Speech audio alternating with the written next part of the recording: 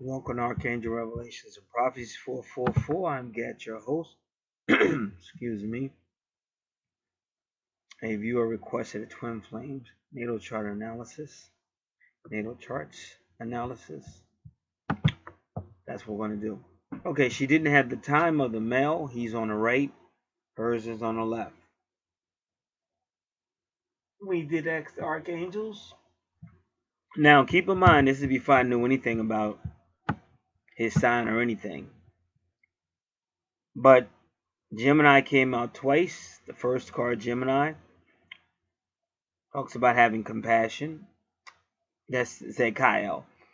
That was the first time. Zadkiel came out again about teaching and learning as you learn to each others. But they're both Gemini cards.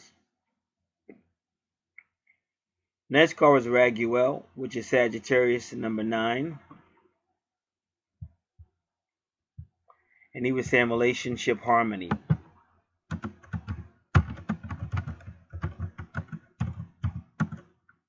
That the Archangels are helping in the relationship, this relationship. And then the final card, which is the time card, will be Raziel, which is a Leo. He says clairvoyance, showing that there's extrasensory perceptive gifts in this situation too. And that's the Sun card. Now, last time I had to do this because the female gave me, but she didn't. She said she didn't know her time, so I did ask the Archangels, and based on the cards that came out, the time was 3:10. I forget if it was AM and PM. I really don't remember. I know it was 3:10. So when she got everything, she was shocked because she said, "Yeah, I know." She said, "Yeah, I know I was born around 3." She said, "But I wasn't sure which one." So it was totally right. But what I do, the more you work with the Archangel, the more you work with Spirit, you learn to trust in Spirit. Now, you have a lot of people that get really technical, or a lot of people are stressing out because they're going through this. Because I know that the twin flame is very difficult. The twin flame situation can be very difficult. So you have people that are very stressed, ready to lash out and things like that. But in order to get the best out of it, you got to work with the spirits. And when you're being shown something, you got to humble yourself. So why am I telling you that? Because there's different ways of looking at different things. Now, in a twin flames relationship, if you see Gemini, that's usually the initial stages of the twin flames, which means you may be going into separation with the Gemini energy. You might argue, you might separate. But when you see the Sagittarius energy, Raguel energy, that means they're a little bit more stable now. Now maybe they have a chance to talk without blowing up, and it's just the silly stuff that goes on with twin flames.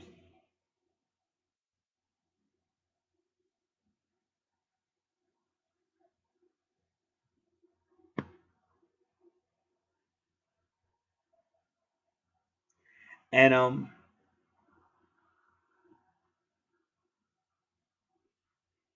so with 3-3, that's 3-3. Raguel ninth card 339, and with the Leo Raziel's Leo Sun card AM. So we had 3:39 AM. So again, but the message could still be that the Archangels are helping them get past the Gemini stage and get to the Sagittarius energy, which is a little bit more like friendship with God. That's what Raguel stands for. So sometimes you just have to sit and listen and be patient. And I met people that can do it, but I've also met people that are really like way too extreme to be working with Spirit. Spirit is all about patience and trusting that Spirit is love and Spirit has the ultimate goal and good for you. But a lot of people don't get to that level. So I thought I'd explain that as well. Now,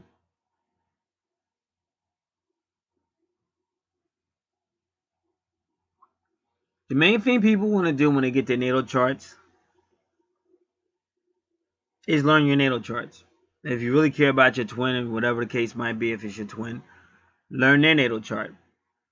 Also, I've been giving out a video by, I think that the channel was DNA Awakening or something like that. But anyway, it's the 8 stages of twin flames relationship. If you're in a twin flame relationship, you should be studying that video. Because you have a lot of people that are trying to do this based on their feelings and based on what they think. You're no match for this, believe me. This is one of the most horrible things I ever went through in my life. The energy alone can just take you out. So you have to learn that it's supposed to hurt. It's supposed to be painful. That's the stages of twin flames. There's going to be separation. Because the more you learn it, the more you can better deal with it instead of just being an emotional wreck or psychologically unstable, because it's very powerful energy. So when the person gets the natal chart, it has to, you take notes or do whatever you need to just learn. People, because it's not gonna be a quick answer. Anything quick with twin flames will be quick sex, and you're still going back in separation. Then you're gonna be like, oh, why did I have sex? You know, this guy left me. I thought if we had sex, everything would be over. No, it's not. This is the balancing of two energies. The balancing of the divine feminine and the divine masculine. That's why you see the twins, and that's why you see Libra. The scales. It's about balancing. So you gotta learn how to balance your emotions with your mental facilities, your thinking facilities. And though most people don't listen to me, I still say one of the worst mistakes you can make in the early stages of a twin flame situation is to have sex. Because it kind of speeds up your separation even more and makes it harder to get back together. It's already intense energy. Why would you make it more intense with sex? You got to get past that intense energy. Start talking, making some communications. Hopefully you'll learn how to work with the universe. The more you work with the universe and start trusting the universe and trusting each other, the better off you'll be. So having said that, that's the way we're going. We're going with the facts. We're going with the truth. We're going to what's actually on the chart.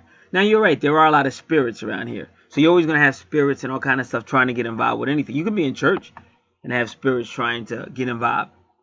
So you have to learn how to decipher between what's good, what's a spirit of love coming from God, or a deceptive spirit or a dark spirit that you should be rebuking, binding, casting out, getting deliverance. Now, I have a channel called the Spiritual Channel where I have videos. Go to that channel, open that video up, and it'll show you how to get spiritual deliverance. Also offers free 1-800 numbers to people needing somebody to talk to, direction, things of that nature. But again, you have to be proactive. Just like if you're healing, you go to a doctor, you make sure the doctor is qualified. Once the doctor's competent and qualified, you still gonna have to do your part. Like the doctor says, take 2 of these and call me in the morning. In other words, there's nothing else I can do for you at this time. So you have a lot of people that think somehow it's not going to come through me. What my job is to show you what the universe is saying and give you everything you need. Because your natal chart is not just for today, not just for tomorrow. This is your lifelong predictive prophecy given to you from the universe. So my job is to put it out there as best as I can so that person can move forward. And again, a lot of people do. I just got an email from somebody saying thank you so much. But you get people that want to duke it out. They just want to argue. They're just looking for somebody to let loose life's frustrations on, and that won't be me. I have my own problems. So now we're ready to go in. We'll be doing the chart on the left first, which is the female.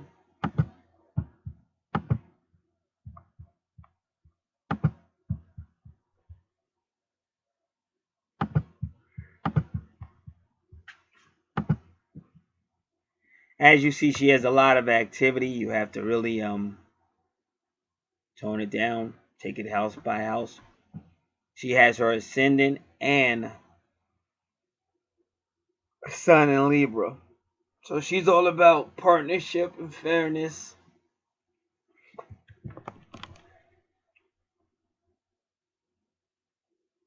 But it's also her true north node. And it's at 22, which is the twin flame number. But you also got the 17, which can be the karmic number.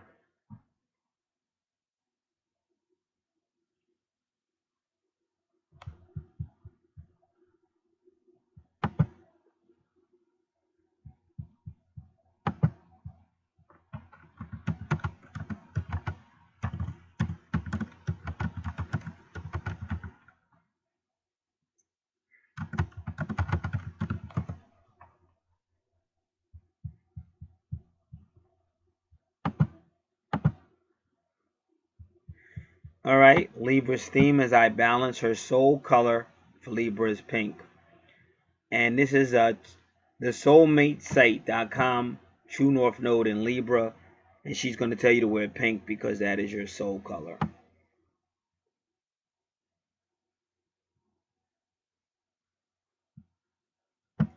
Now she's telling you how to track your soulmate with a True North Node in Libra. She says appreciate your Aries talents, but don't try to live it again, because in a past life you were Aries, and when we get to where Aries is, we'll talk more about it, but that would be your South Node. So in your past life you were an Aries, but in this life they're trying to get you to work on your Libra energy. She's saying Aries can be confrontational, daring, going for what you want. So you want to embody the highest expression of your Aries energy. And that's right opposite your first house of your ascendant.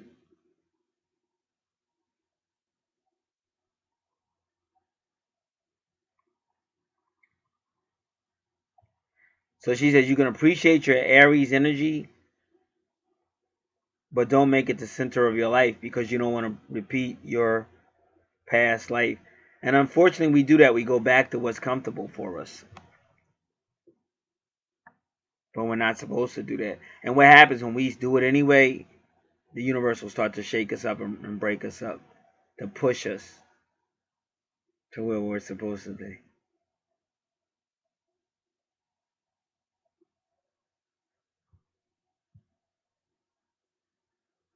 So you can celebrate your drive, your courage, your unshakable sense of self. Enjoy your competitive nature, love of physical activity, and ability to lead the pack. Continue to be a pioneer and innovator and start something new. But don't live it again. Don't make that your center. You want to center on the Libra. And that's the difficult part, because you're going to need a partner. And a lot of people don't like that, because now, wow, my life is in this person's hands to a certain degree, and I don't like it. I like being able to get up and move and do what I want without having to worry. I'm not going to fail myself, but somebody else might fail me. So it's a challenge. Step 2, own your Aries karma. In other words, you don't want to be selfish in this life, impulsive, fighting. They say fighting unwinnable fights, but Aries will duke it out. So that I'm not going to say just fighting unwinnable fights. I mean, if the solution for everything is a good argument or tough guy talk, then you're going about it the wrong way. Because that was a major failure between me and my twin. She wanted to duke it out. Everything was a war with her. And I was a little bit more mature. I was like, oh, can we get past this? Do we have to act like we're still in 3rd grade? I haven't seen 3rd grade in a long time. Why do we have to act like we're in 3rd grade? But she was an indigo child and stuff like that, and they're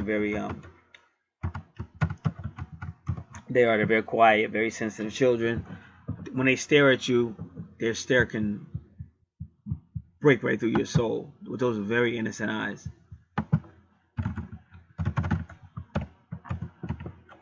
So it's like when a kid doesn't get their way and they throw a tantrum or something, and they got to get payback or some crazy stuff. That's how she is, or was back then.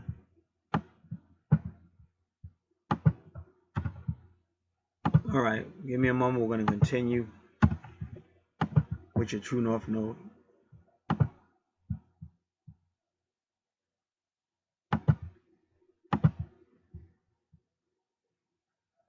So then again, that would be something to work on in this life. Balance out Aries energy.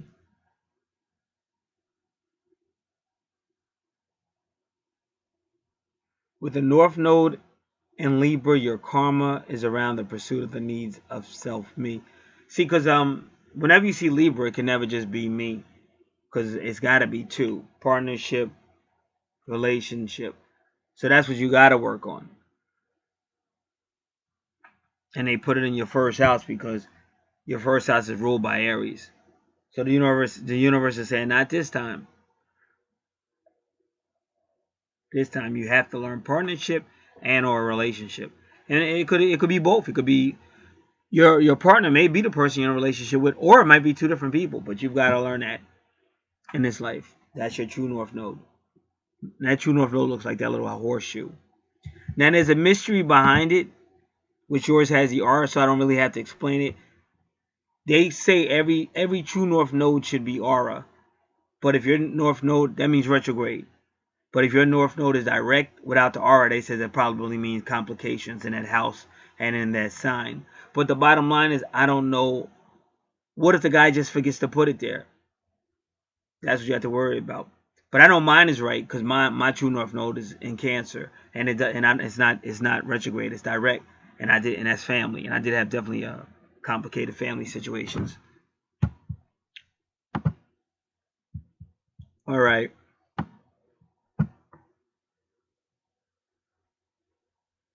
So you have to learn how to understand a person's point of view.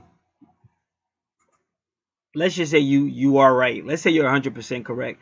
You know how to do it the right way. And now you got to work with this person, and they really are not on your level. Now, in your past life, you would have said F them, ran over top of them, and kept it moving. But in this life, they're saying you have to learn how to be patient and put up.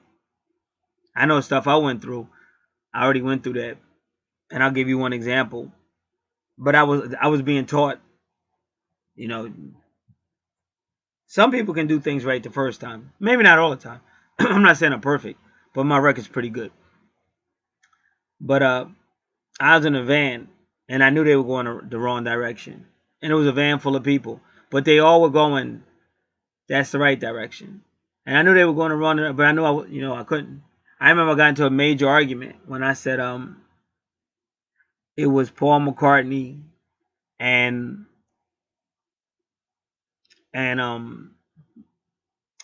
Stevie Wonder who made Ebony and Ivory because of the piano. One represented the minor black keys and one represented the white keys.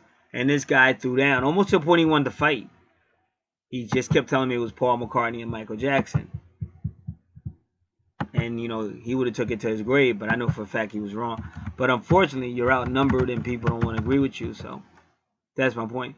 So that's what told me to just keep your mouth shut. And in the bus, I just kept my mouth shut. I let them go all the way down there, made the wrong thing, then they had to turn around and come all the way back. But that's the life you live in, and the faster you learn that, you'll get along with people better, because it is what it is. And at the end of the day, it's not that big of a deal, because you're going to waste a whole lot of time, but you will get to where you're going. It's just that it's kind of like if you're an impatient person, like Aries energy, you're going to be real impatient. And that's why as soon as I see people with any type of Scorpio, emotional energy, or Aries, aggressive energy, I kind of let them know, slow it down. That's for their benefit. They might not like it, but it's for your benefit. All right, I'm putting this in really quick. Paul McCartney. I'm just going to put an Ebony and Ivory.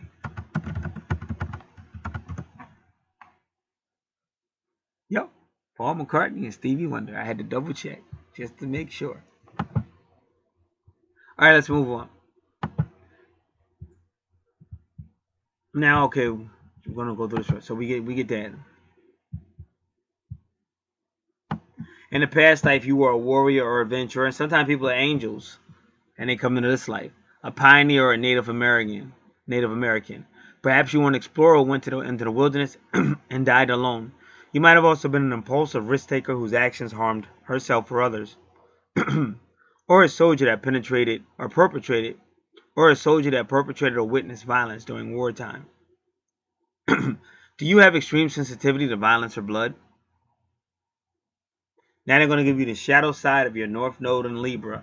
It has to do with your tendency to put your own needs first in this lifetime. When they're calling it the shadow side, just so you know, they're talking about Aries. And more and more, I didn't want to look, but I'm going to look. I just feel like looking. Okay, we're going to count your houses up. 1, 2, 3, 4, 5, 6, 7, 8. See, but your chart's a little bit differently. That's why That's why I wanted to count it up. 1, 2, 3, 4, 5, 6, 7. See, because your Aries is in your relationship sector. That's interesting. With Lilith retrograde.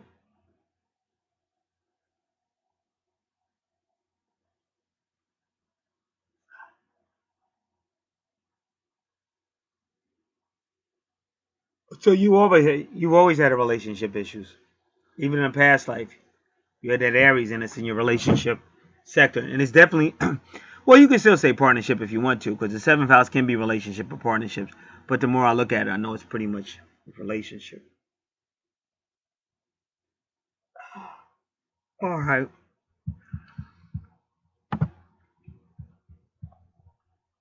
So that's your shadow side. Will be what they're saying your south side. She's saying the shadow side of your north node in Libra has to do with your tendency to put your own needs first. But what it's, the south side, the south side, which is the shadow side on this chart of North Libra, is your tendency to put your own needs first. In this lifetime, you're here to put others' needs first and do so with an open heart. Neat thing. When you do this, you will then receive all your Aries heart wanted for yourself in the first place. You will receive all that your Aries heart wanted in the first place. Unless if you can love unconditionally, you'll get unconditional love back. And maybe a whole lot of stuff. Whatever traits that person has will benefit you. But step 3, that was step 2 of attracting your soulmate. Here's the final step, step 3. First step was appreciate your Aries talents. Own your Aries karma, but don't let it own up to it. What she means is own up to your Aries karma, what you did in the past. But now she wants you step 3, step out into your Libra soul mission. So you got to learn how to be diplomatic, seeing both sides of a situation. You got to learn how to be harmonious, elegant. Might as well put law abiding in there too, because Libra can deal with law.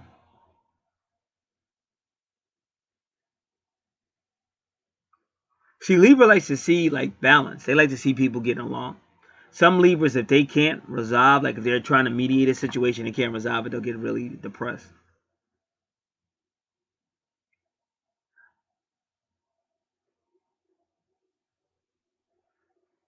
So this is the energy you must cultivate in this lifetime. You had a strong sense of self in your last relationships, but this one you got to really work with a person.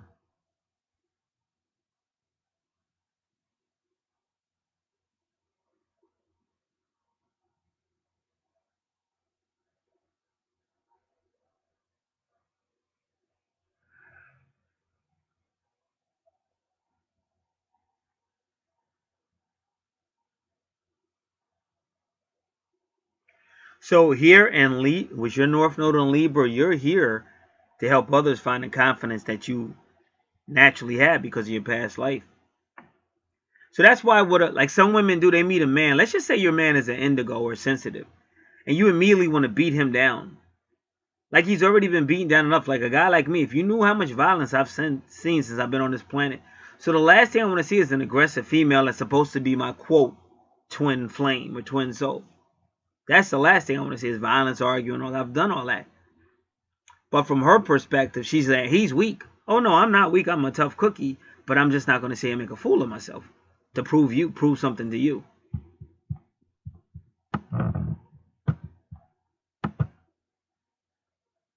So what they're telling this person is when you meet this person, they may need you because you're going to help this person have that confidence that you naturally have.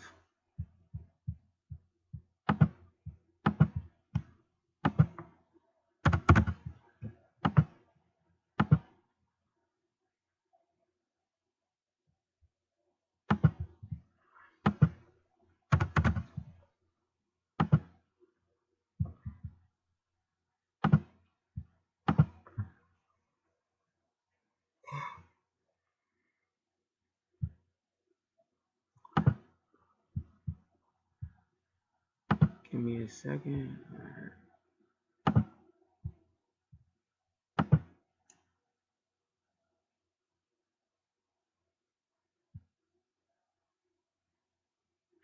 She's saying if you want to know how to attract your soulmate, put others' needs first.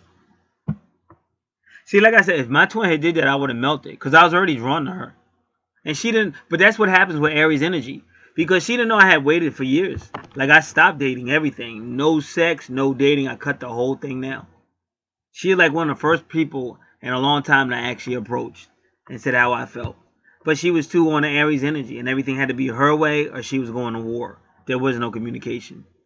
So this is what this person's trying to tell you about your purpose here. The more you allow yourself to open up, give a person a chance, the stronger they're going to become, which is going to make it better for you.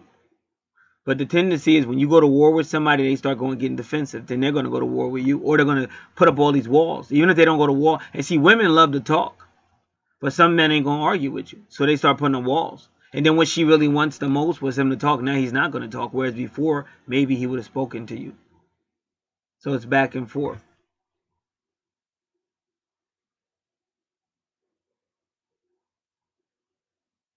She said the tendency of most people is to get into a relationship to fulfill your own needs. She says, but that's not the right way to go about a relationship. And she said, if this person gets into a relationship to really work with that person, be with them, it'll be better for her. Everything will be great. If you do this with a whole heart, you'll find that magically your needs will be taken care of. Because, I mean, that's just common sense. For most people, you got some people that have issues. But a lot of people, they might love songs. You do me, I'll do you. So she said, make others happy is your first goal and helping yourself second. You're here to channel your drive into projects that fight for others, to find the balance, harmony path to fulfillment. And then, like I said, probably be legal stuff too. Possibly lawful stuff, social stuff. Alright. So we kind of covered your first house and your second house with that. Your first house and your seventh house. If I said second, I meant seventh house, number 7. Alright, so first house, this person is going to be a Libra. They love balance. They love peace. They love harmony. They're a loving person. They're also a nurturer because you see Keras there. Now that circle with the X in it, that's called part of fortune. And all that does is amplify everything that's in your house. Your first house is being amplified by part of fortune. But it's a beautiful first house. It's all about love, and Mercury's going to give you great communication. This person's looking for a relationship in this life. And it's your true north node there. So she just told you what you have to do. I mean, use your intuition. Because I'm not saying be a sucker for love. But if you're pretty sure this guy is special or something, you dreaming about this guy, he's kind of special, give him a chance. Now, what I'm trying to help everybody understand, you can see a guy at work, because the reason why I'm doing it this way, because it's a woman's natal chart. You could see a guy at work, and you know he keeps to himself, he's really quiet, but you have dreams because this is the universe telling you he's special. Your intuition is kicking in. But maybe you're going about it the wrong way. Like you're not really talking, but in your mind you're saying, well, he should notice me. Because I know she's got that Lilith right there. And that's how Lilith is. Well, he should notice me. But you know he's been hurt, he's loved, he's got burned, he's got burned. He don't want it no more. Simply, he's sick of getting hurt. Or he wants it, but he don't want to go through that hell that it takes. He just doesn't want that hell no more. So what you do, instead of saying, hey, how can I get this guy to notice me? Or try to talk to him or something, or show him something positive, you kind of play games. So now he's like, oh, here come this bullshit again. Or he does talk to you. He finally comes up to you and tells you how he feels. But maybe you don't know what to say, or maybe you're still playing games, or maybe you're still playing hard to get. So now he's like, I'm not going through this again because this is some more BS. See, with my twin, I had never met nobody like my twin. Ever. Ever. In my whole life, I never met nobody like my twin. But the more I study the 8 stages, I understand it. Because she didn't come into your life to really help you. She came into your life to break you down. That's why I said make sure you study those 8 stages of twin flames. Otherwise, you're wasting your time. That's why I say, like, I don't like to waste time. And you'll have people to get emotional with this. This has nothing to do with your emotions. You're either gonna learn how to work with spirit and follow the spirits, or you're gonna be pissed off. But you're not gonna be pissed off with me. And when I say you, I'm talking to everybody, because people get offended really quick. You're not gonna be getting pissed off with me, because I won't tolerate it. You got inside issues you need to work with. That's what you need to focus on. Getting upset with me and trying to pick a fight with me is not going to make your life any better. And it's darn sure not going to make my life any better. So in the videos I make, I'm showing you how to overcome your twin flame dilemma. Now, if you got some other stuff going on with spirits or some stuff, then I got a website. YouTube channel, the spiritual channel. You can go there and open up. Or you can use any YouTube search engine. But it's your life, so you have to really you have to be at the helm. You can't expect somebody else to be at the helm of your life, because it's your life. And anybody that tries to do it is doing you a great disservice, because God gave you a brain, God gave you angels, God gave you the same gifts to use as he gave everybody else. And the worst mistake you can make is think somebody else is going to solve all your life's problems. I had one woman that thought I could cancel her karma. She thought all she had to do was talk to me and I could cancel her karma out. Why would I cancel out somebody? That's something you're supposed to work on in this life. And even if I could do that, I wouldn't do it. Why would I get in trouble with the gods? Why would I get in trouble with the spirit realm? So you have to learn to go that journey that the universe has put you on. Alright, so that is your first house. It's a beautiful first house. Second house is about money and possessions. Ruled by Taurus. And you're going to have money. Whenever you have Jupiter in the second house, that means you'll always have money. Always.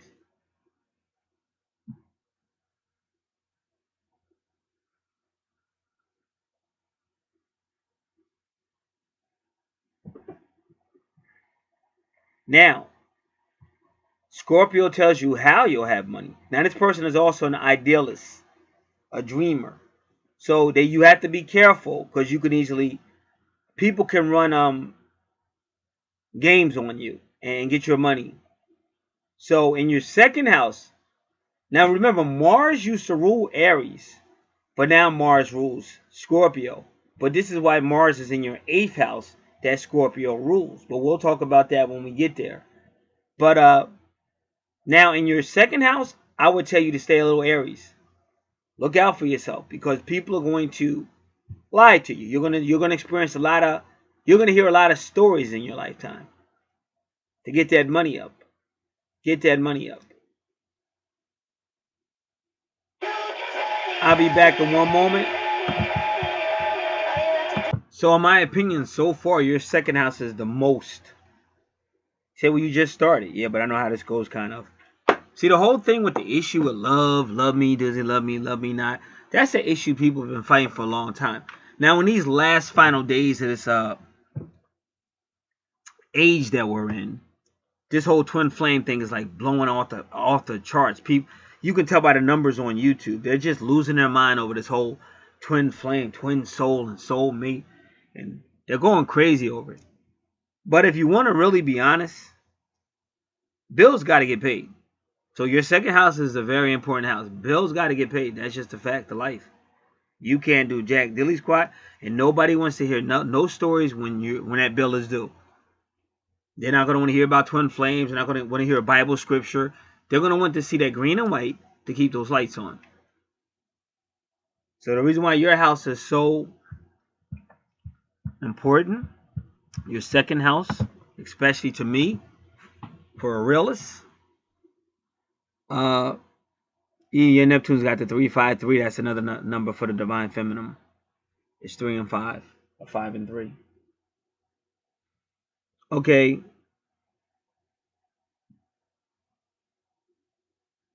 Now, just so you know, go back to your first house. AC is your ascendant. That's where the sun was rising over the horizon when you were born. Now the EP, which is the east point, that's another sun location when you were born.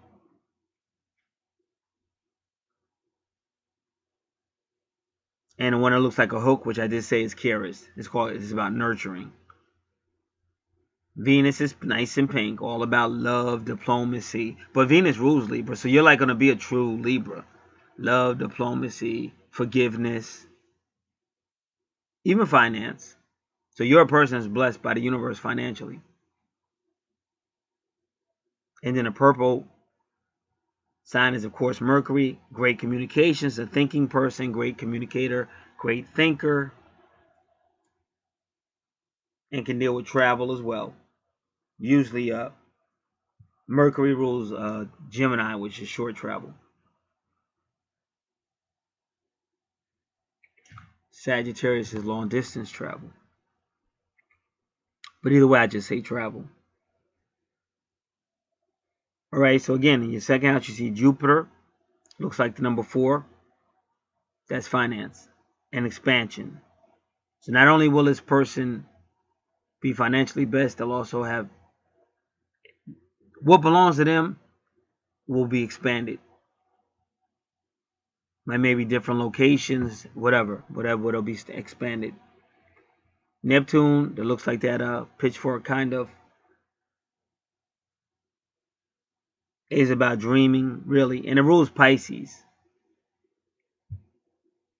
Well, when Neptune is direct, which it is, it means you could fall into deception. But this person is a dreamer and will make a lot of money.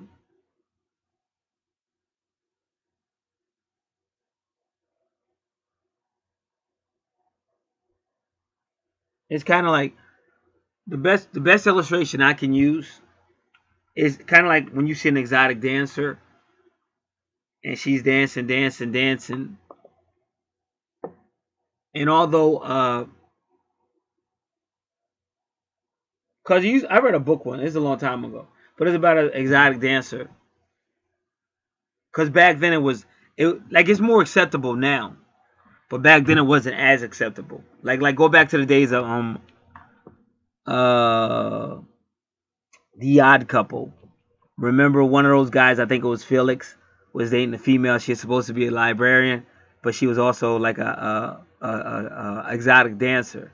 And back then that was like taboo. Oh wow, she's an exotic. Whereas now it's like, hey man, my wife, she's an exotic dancer. Like, hey, you're cool. Everybody's giving you high fives. But back then it was like no. So that's when I read this book. I was young.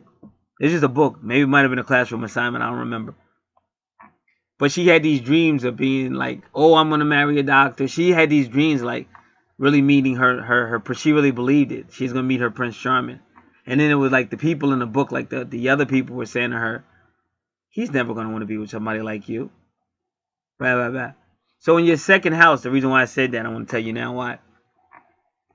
Just the vibes. Not saying that's what's gonna happen, but just the vibes.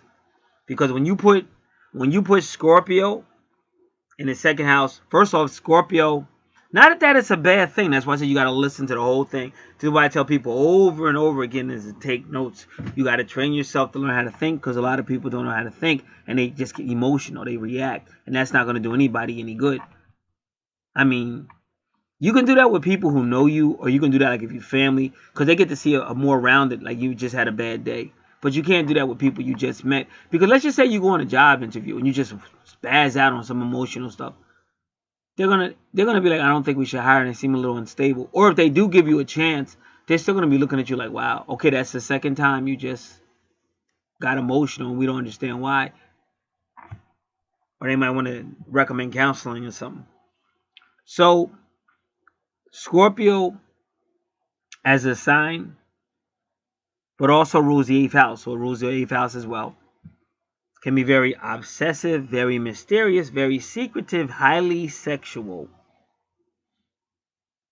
Now, Scorpio rules the 8th house, and that's ruled by Pluto. This is all about power, power struggles, obsessions, addictions, death, birth, death, resurrection, rebirth, rejuvenation, regeneration. other people's money, shared resources, investigations, research. You might be an agent for somebody else. Finances, karma, the soul reincarnation, twin souls, the grave,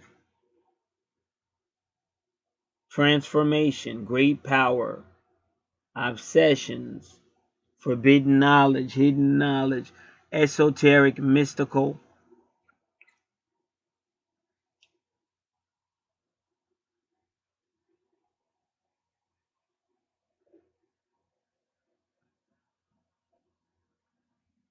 Halloween, creepy coolies, ghost, darkness, mystery, higher sciences, alchemy, sacred geometry, aliens, sciences and mathematics, higher technology, holistic healing, uh, psychics, tarot cards, mediums. Again, I'll say it again, highly sexual, even animalistical sex, primordial sex, taboo stuff, secret societies, things done in secrets that you don't want nobody to know. That's all in your second house.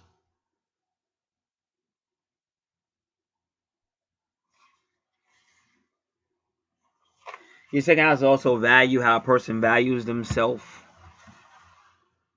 and how they value other things, how they put value to. Second house is about money and possessions, and this person will have those things. Now, the third house is when your better, not better half, but your other half makes us. How do I know that? Because the cards told me. That's why I said let the angels do their work. I don't need anybody coming to me with crazy stuff. If there's something we need to look at, we'll look at it. But the tough guy talk and the stuff, dude, I'm from Jersey. It's nothing you're gonna say or do that's gonna scare me. I don't need it because whatever. Let's just say somebody finds a birth certificate, because I've had people do this. Like I ask them what time it is, and sometimes I'll go out of my way. Was it morning or afternoon? And they don't give me it. Then I ask the angels, I get a time. And then they'll say, "Oh, I found the time, and it's this time." Okay, but the chart's done. What would you have me do? The chart's done. You think I'm gonna go back? You think I just like to go back for no reason? You think this is what I do for fun? So the angels are trying to tell you something, just like I said about Gemini and Sagittarius. As you see, it's Gemini and Sagittarius. So that's what's important right now.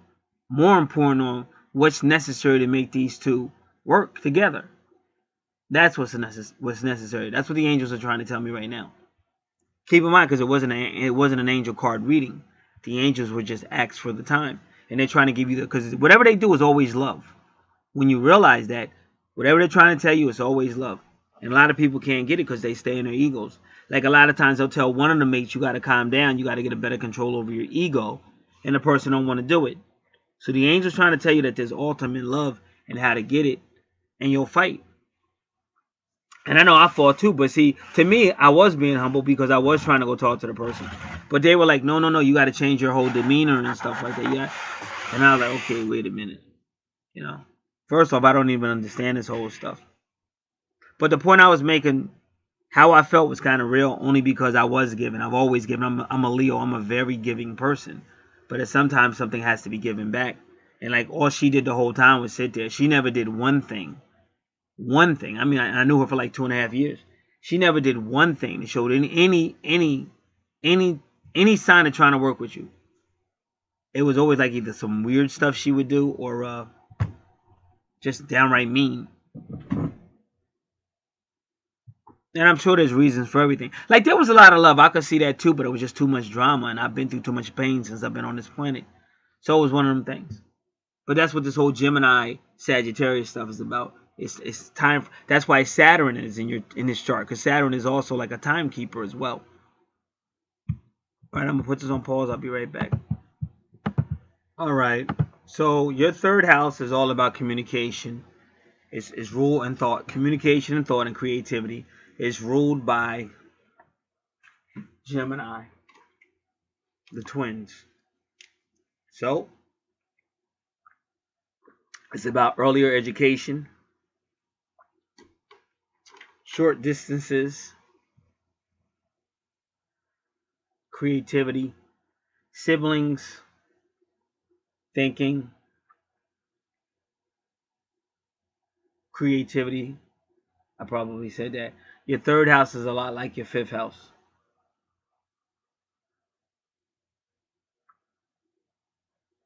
Sagittarius rules your ninth house. Now this is about foreign. Like this person may even be in love, or their twin might be a foreigner, or one of them might be considered foreigner.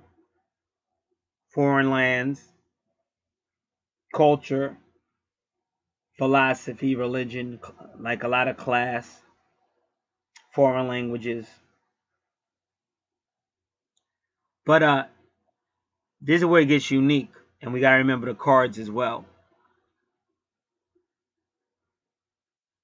Saturn can deal with authority. Saturn can deal with rules and regulations. But see, your ninth house can also be your mentor house. Like in this relationship, and it appears to be a man because of Saturn, but a person's kind of like a mentor. Maybe a little older. Because that was the mystery of the 4 cards that were pulled. Gemini, Raguel, the ninth house, Sagittarius, and then Raziel, who definitely is older. Raziel is wisdom, and maybe that's what they were trying to say. They were basically trying to tell her to listen, because maybe she's the one that's being a little immature. I'm only going by what I'm saying, so I'm not basing this on anything I think. I'm only going by what I'm looking at the chart. Because the first thing somebody's gonna say, why is it got to be her? Why is it got to? Because I'm going by what's by the chart. I'm not going by nothing I think. I'm going by exactly what I see. Saturn, Sagittarius, mentor, older person, probably a man, might even be a foreigner. But she's got like that little immature stuff going on. Because Gemini would be more like short distance, short tempered, or something goes wrong and right away the person says, okay, I'm out.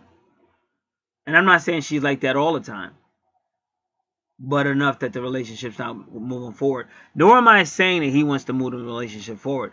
I'm not saying any of that. I'm just trying to show you possible causes of the separation.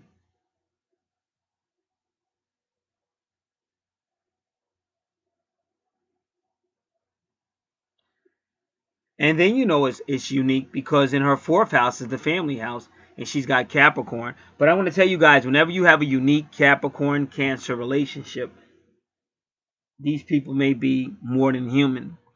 But to understand that, you have to look at the description box about Capricorn Cancer energy by Santos, and you can also look at any information on a free report, because she does receive a free report that's going to explain astrology very well and explain all the 15 archangels of Doreen virtue and their connection to astrology.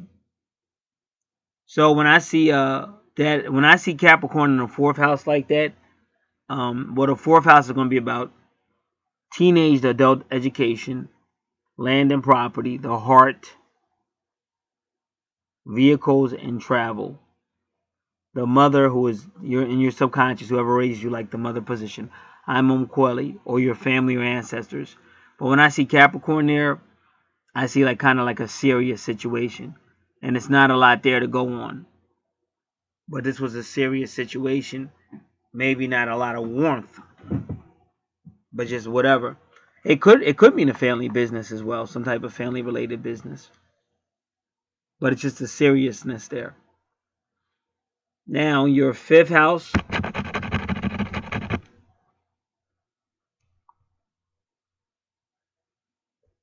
Now, Chiron usually means an area that you have trouble healing in.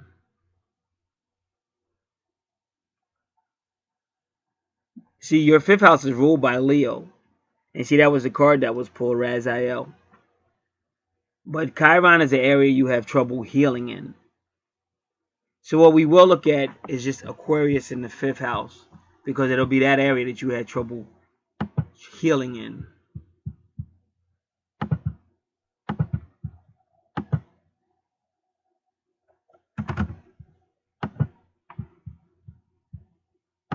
Give me a moment. I have to pull this up online.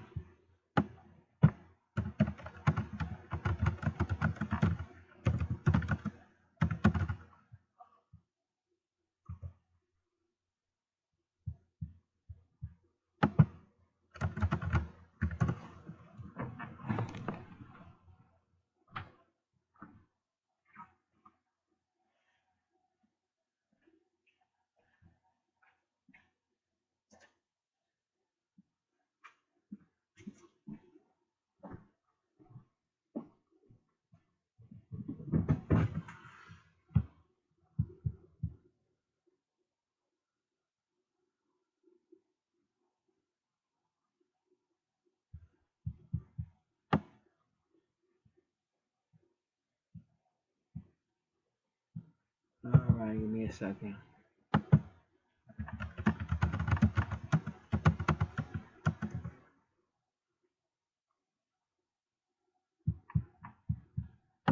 And I don't know why. I thought, like, I really thought this would be easy. Like the astrologyclub.com. But they're acting funny on this one.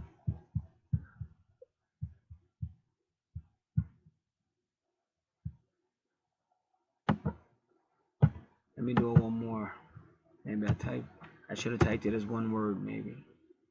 Nope, I still don't see it. Alright.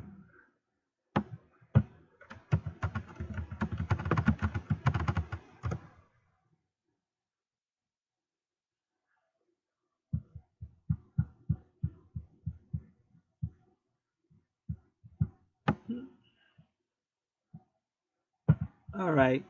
They want me to do it this way. To be honest, I was trying to avoid it. But they want me to do it this way.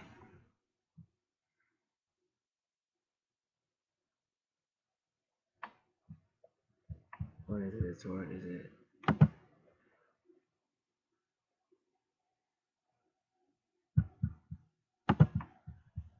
So they definitely want me to do it this way. Because this one kept popping up. I didn't want to do it. But it's Aquarius in the 5th house, Taurus in the 8th. But this is sexual astrology. So that's how they want me to do it.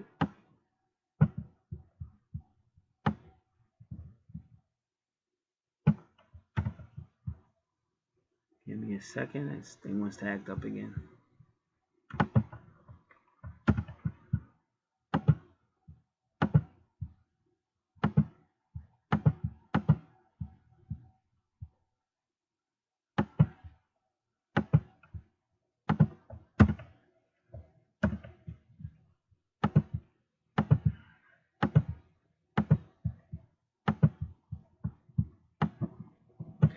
With Aquarius as a sign on the crust of your 5th house, love, sex, and dating will be highly unconventional.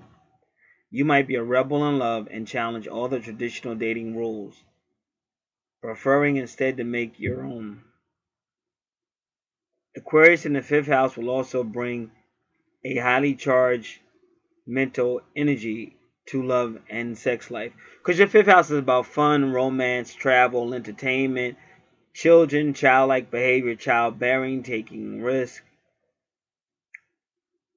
Aquarius in the 5th house will also bring a highly charged mental energy to love and sex life.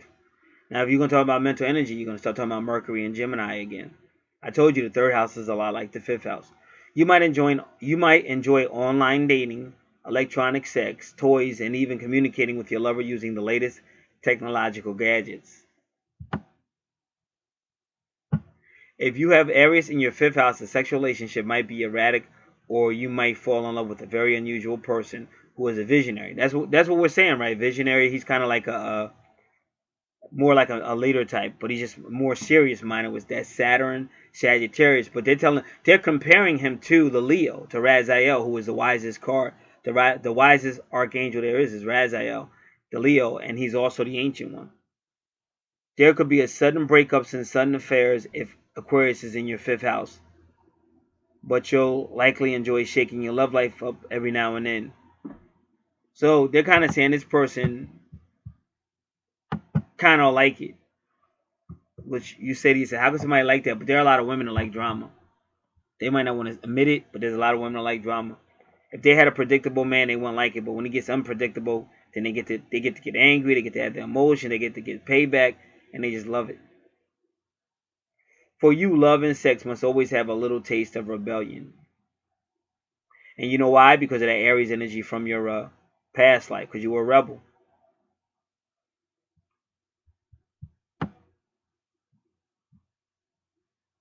Okay, now I guess this is I think this is Taurus in the 8th house. They just didn't say it. See, I just know what it is because of how he put it, but I know how they do this, how they put it together. And the reason why they didn't say it, because this they really wanted you to hear this. Because I've never seen them do this before. This is what I'm trying to tell you. They put the whole thing together. Like they put Aries in the 5th house, Taurus in the 2nd. Usually you got to find it. Or if they do put it together, you got to really find that link and click it. It never comes up. But for you, it came up. And not only that, but they put the whole thing together like one thing. Like Aries in the 5th house, Taurus in the 2nd. They didn't even divide it. So this is what they're saying. Admit it. The smell of money turns you on. If Taurus is a sign on the crux of your 8th house, then your approach to intimate love and sexual encounters will be more practical and materially oriented. A partner with the means to please your body in physical and material ways will be the doorway to intimacy for you. If Taurus is in the 8th house of your relationship if Taurus is in the 8th house, your relationship will be deeply sensual and you'll easily surrender your soul to all bodily pleasures. You thrive in sex and love if the relationship is monogamous with Taurus in the 8th house. In addition, you'll have the physical act of sex as a vehicle.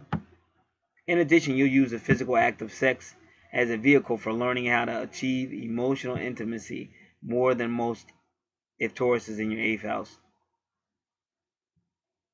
Raw, physical, earthy, and lusty sex that's not complicated is what you yearn for. Lying in your lover's arms after you've moved mountains together is all you'll need to feel deeply transformed. And that's what the 8th house does. It transforms transformation. So there you have it. So going back to what I said about the 2nd house, and she'll always have money. And then it took it to the 8th house, took it to the 5th house as well. But you do got some healing that's hard to heal in the 5th house.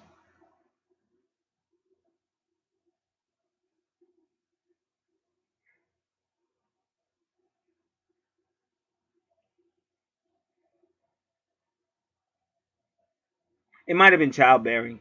I'm just trying to find out what went on with that. It might have been childbearing. All right, the 6th house.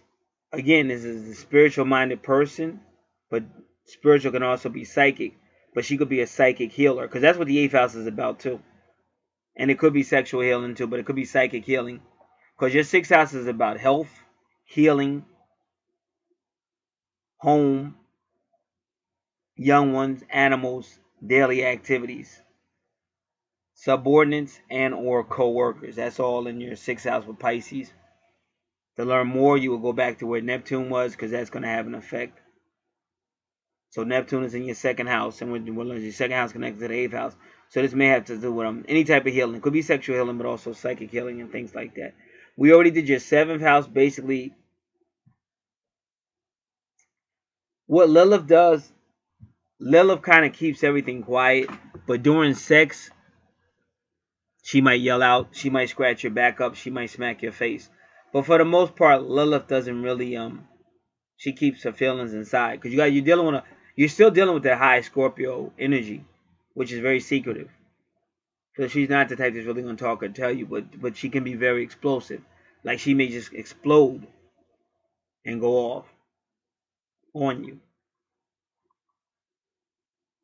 But we already covered the aggressive Aries energy. Had to tone it down for a relationship. Now, see, now this person in your 8th house, again, is that soulmate. Takes you right back. Because whenever couples get together, you're going to see Jupiter. The universe usually always blesses twin souls with money. And that's what you see in your 2nd house. Because Taurus in your 8th house rules your 2nd house. But you're going to meet this person. And it's going to be about money, going to be about sex, but it's going to work out pretty much. Not saying you won't have breakups and stuff like that, but it will. So that was your 8th house. Because we already covered all the stuff that's in the 8th house. Now, 9th house, we already covered that as well. Now you got Gemini. Well, look at that. But then you got that Mars retrograde.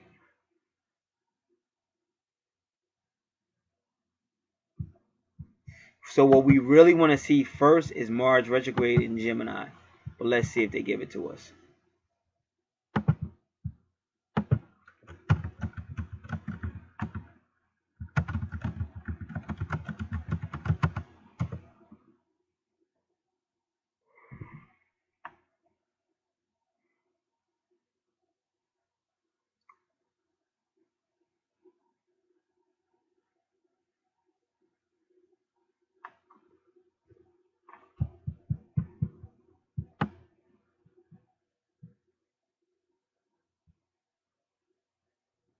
All right. This is Lynn Coiner. I'm going to see what she says. Everything you ever wanted to know about Mars retrograde. But I'm just going to see if she really gives us what we're looking for. Give me a second. Well, it definitely is a long article.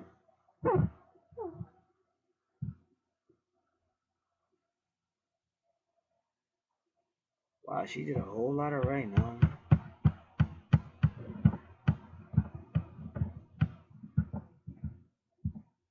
I can't believe this.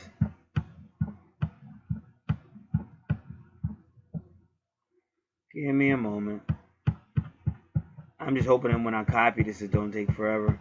Because that's going to be the next thing.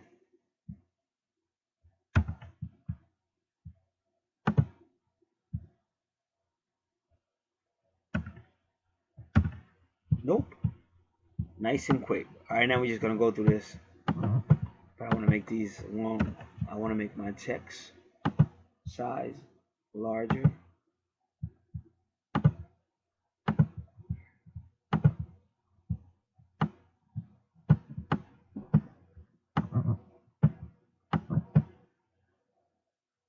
Just give me a second. I'm looking this over and then I'll speak on it.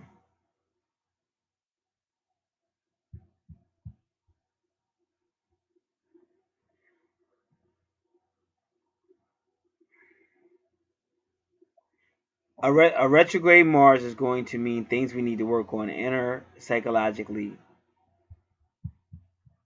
Because, like I said, you got the Gemini thing going on, and the cards brought it out. That's why I said people shouldn't get mad because the Archangels. This is a perfect example. So they gave me Sagittarius, they gave me Gemini, Sagittarius, and Leo, and that's exactly what's on the natal chart.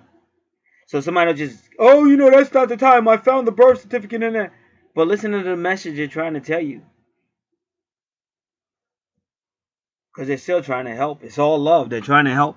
Like we have to get past our third dimensional egos. I'm saying for anybody, because I've experienced it. That's why I'm saying I'm not talking about this particular person, but I've experienced it with other people.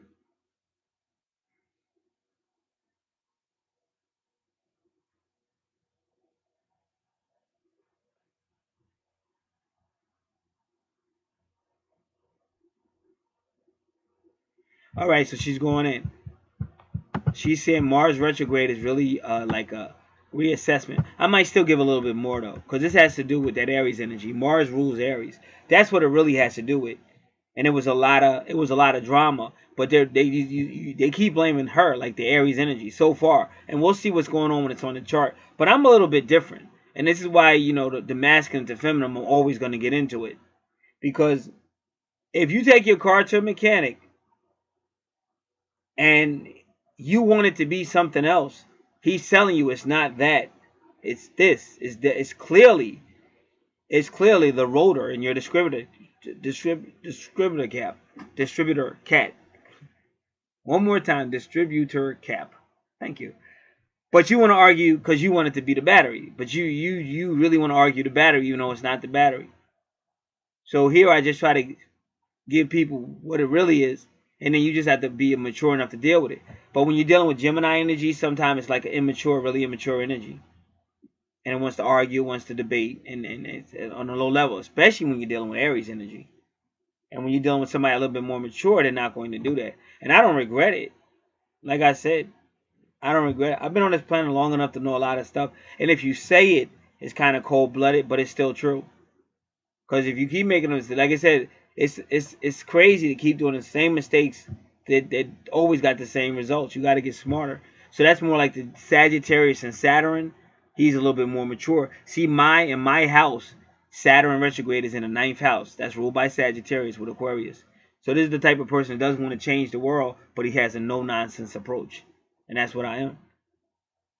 So here you have your Mars retrograde. And it's saying in the 9th house. So let's see.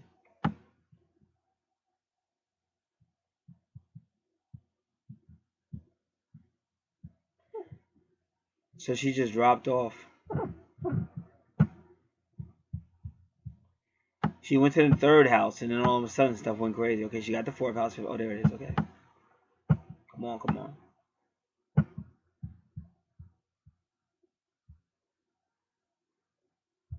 So she said when Mars retrograde is in your 9th house, it's kind of telling you to study the past to understand the present. But it's more. We're going to keep going. But I just don't know why she wrote this extremely long article. Because Lynn Corner usually doesn't go this long. So that's what I'm more interested in. Why did Lynn go so long on Mars retrograde? So then she says how to handle Mars retrograde.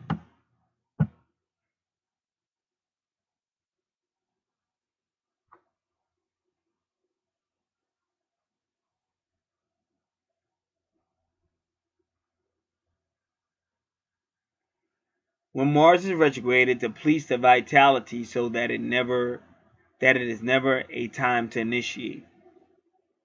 Whoever initiates losses. I think she meant loses. Whoever initiates loses. I think that's what she meant.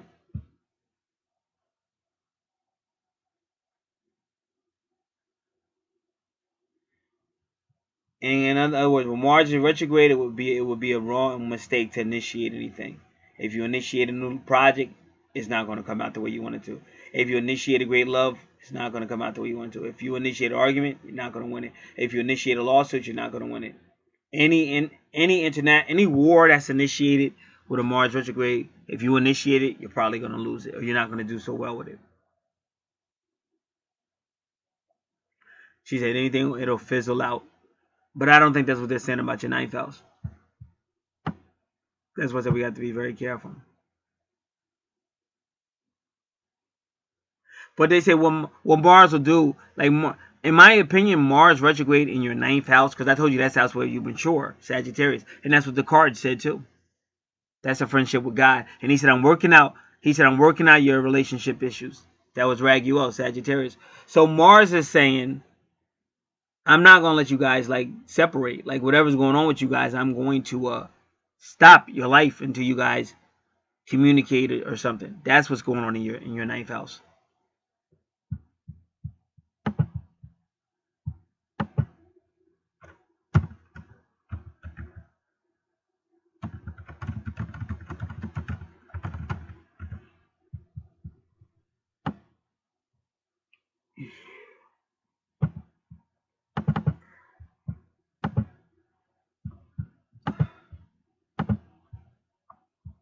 All right. Thank you, Lynn Corner. Because Pluto retrograde does the same thing.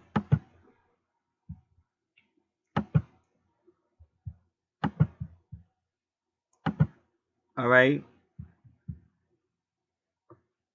So now, yeah, I was right. Family business.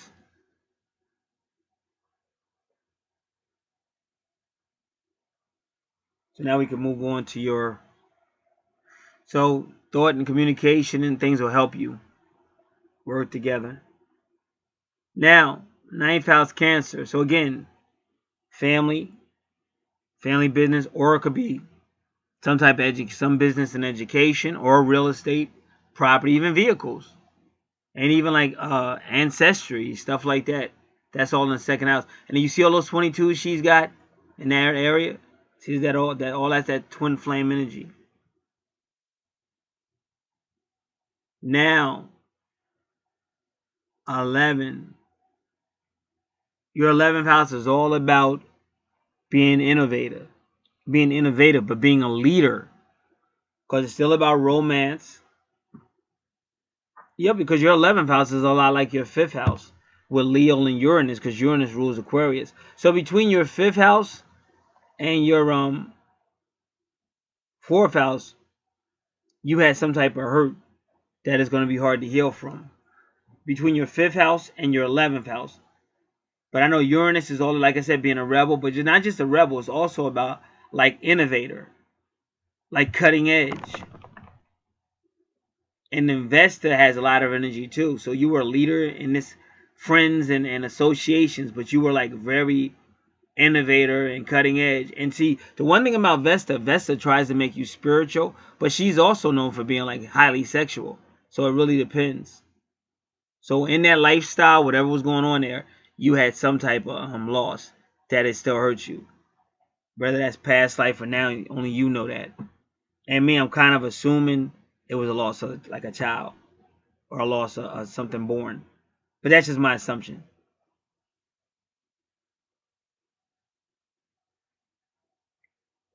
But you take the lead among your friends, and like I said, you're kind of like innovative. But that's that Aries energy.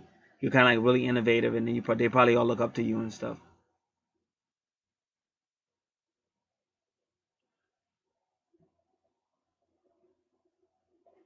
Okay, your 12th house.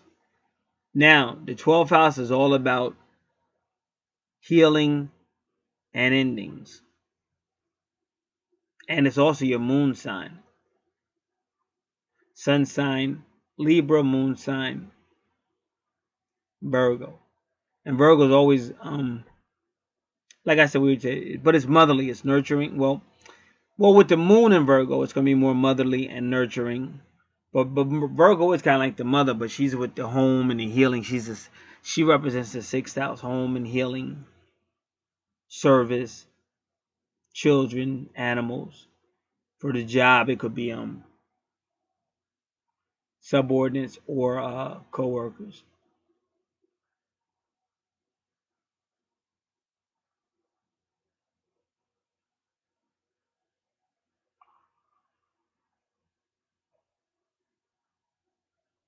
So when I come back, we're going to look at your 12th house with everything that's in there.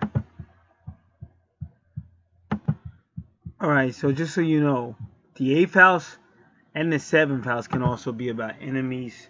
So can the 12th house. And your 12th house seems to be one of your houses that the universe really wants to spend some time in.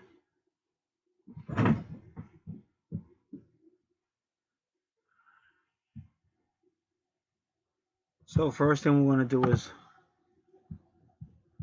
learn about the 12th house.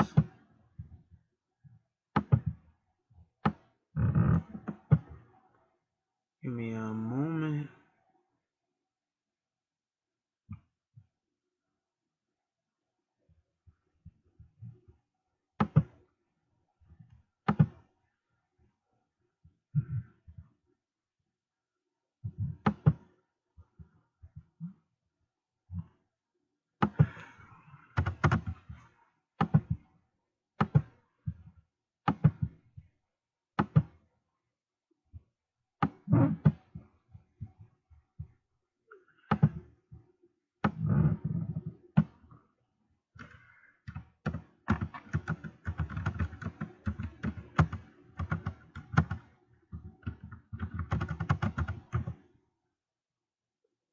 Alright, this is Dark Pixie Astrology. I just want their definition of the 12th house. I could tell you, but I rather they do it. The 12th house rules hidden things. Once again, dealing with those secrets. Confined things, and it will include prison. But if hospitals, prison, anything that confines you. Buildings, and your past life. The 8th house rules death because it's seen as a transformation going from one form of existence to another. The 12th house rules endings, where something ends to make way for something new. It's a clear the clutter house. Hidden things can be anything that's kept from others, usually referring to secrets. Confined places are anywhere that you are confined, like prison or hospitals. If you have planets in this house, the energy ruled by them tends to be hidden. And if you have a personal planet here, Sun, Moon, Mercury, Venus, Mars, you tend to feel misunderstood. This house is ruled by Pisces and Neptune, and there's a cat in the house. So again, we're going to take our time here.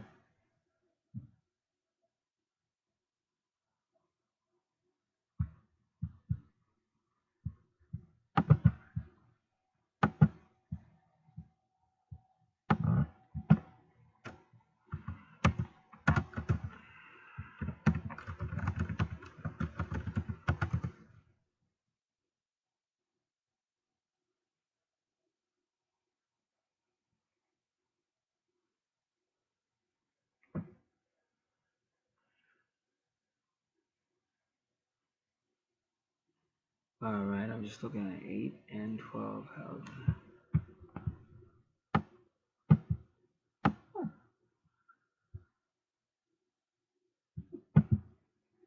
Paper riding.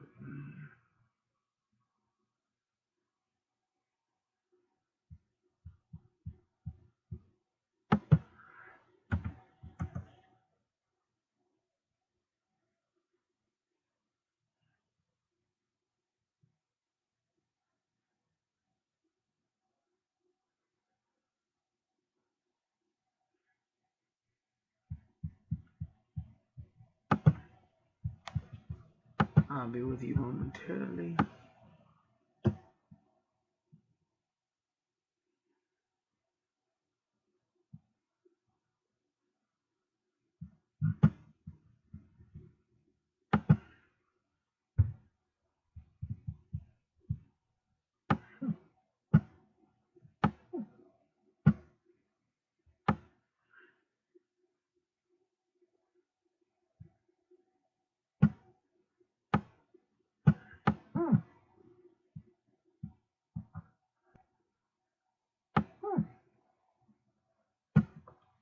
Alright.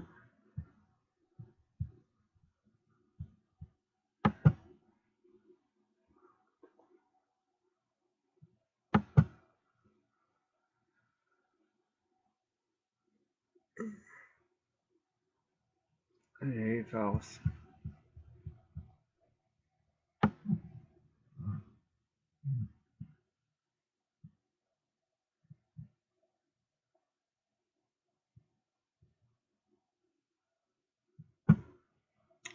The 12th house is the most spiritual and mystical house in astrology. It rules cosmic consciousness, oneness with God, compassion, service to others, psychic abilities, imagination, addiction, secrets, and much more. All the energy of Neptune and Pisces bring a heightened awareness of the spiritual world and the divine. This is a safe place for anyone interested in astrology and the 12th house to share their experience, network, and interact with others.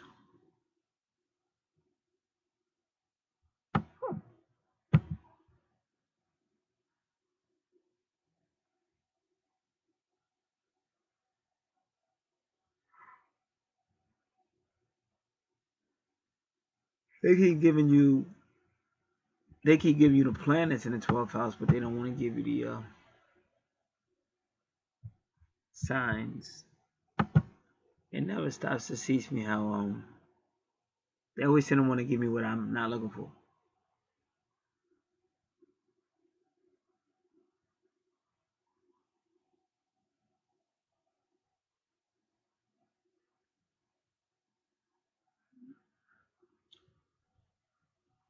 Oh, with Juno, you may end up in a serious relationship with a 12th house type of person, but it'll be Virgo, service minded, home minded.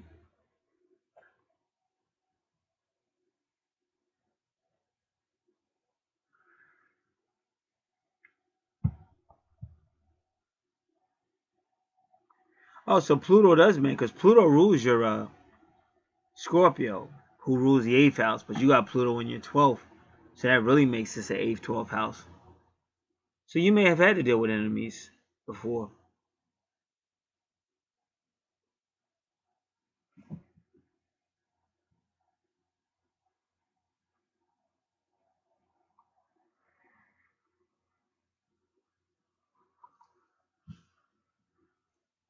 So what happens? That's when you need natal, like angel cards, because angel cards will point you in the right direction. You could ask a question, they'll point you in the right direction, then that's how you get better answers. Sometimes, like a chart like this one is there, but it's no way you would know all that without the help of angel cards or with the help of spirit, like really telling you. Okay,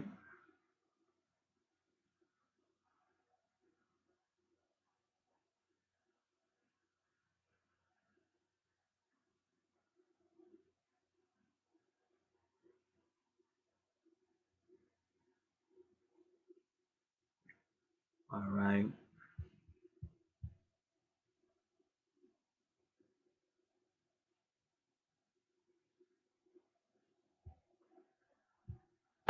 I'm just trying to do a few things. I wish they would have given. See, I like this website 8 and 12 houses, but it's just that they missing the point. So let me just look at this again.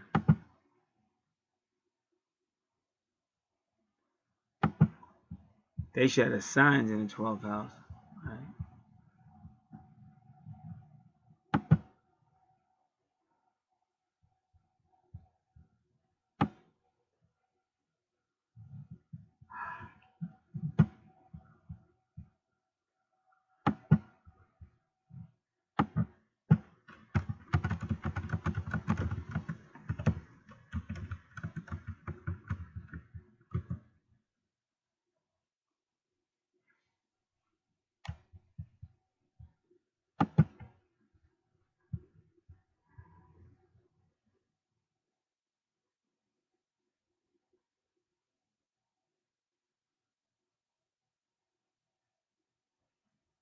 Mm.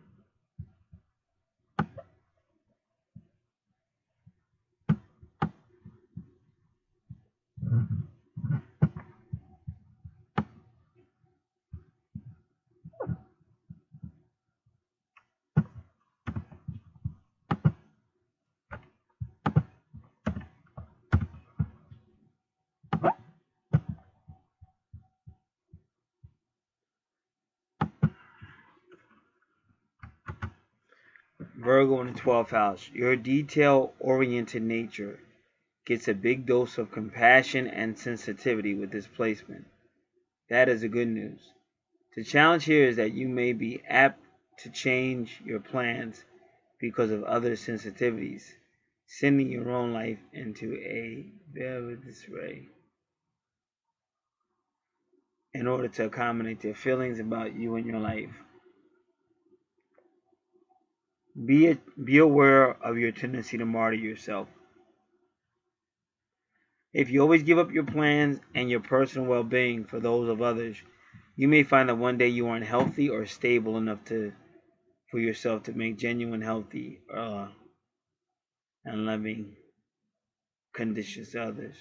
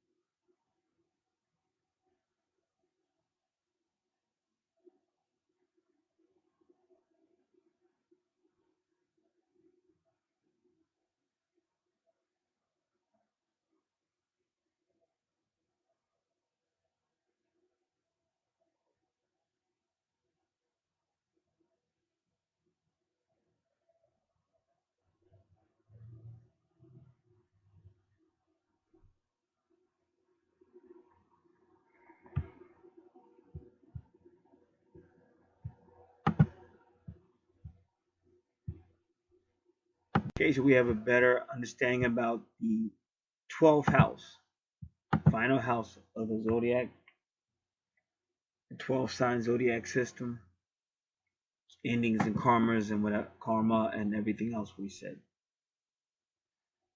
Virgo in the 12th house.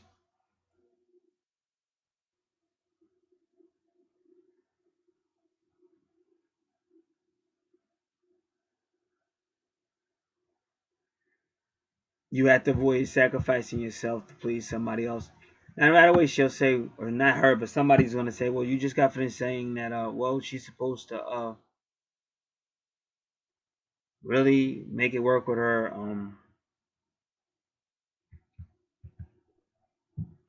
partner or person she's in a relation or business partner. But it may be okay, make it work, and totally sacrificing yourself is two different things.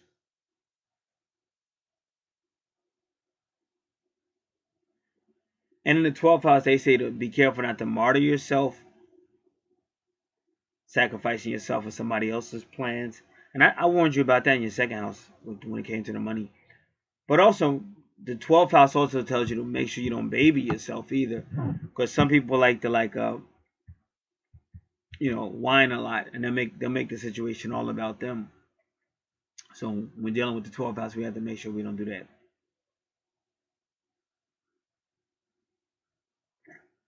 So they're saying that Virgo represents the soul's descent into matter.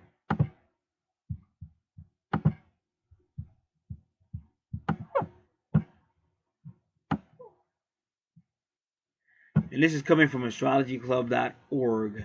That's the first time I heard that. Soul's descent into matter.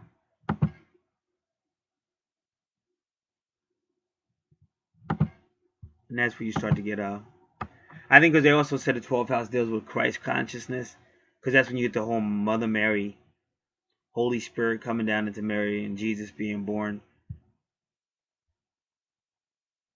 concept with Virgo, especially with Virgo. So September 23rd, 2017, it might affect you in different ways, because that day is all about Mother Mary. Virgo represents the soul's descent into matter. We are involved here with the fulfillment of the soul's activities and experiences as Virgo has traveled around the horoscope.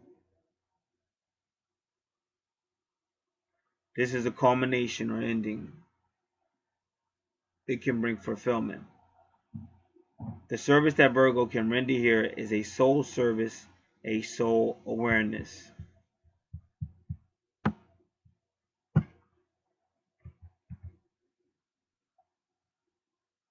In the 12th house, we're involved with universality, or those principles of a universe nature which govern all of life, both the visible and the invisible life. There is an awareness that Virgo can bring to mankind, and this awareness in itself can be beneficial to the upliftment of mankind consciousness. So wherever they put you in this 12th house setting, whether it's religious, spiritual, something like psychic,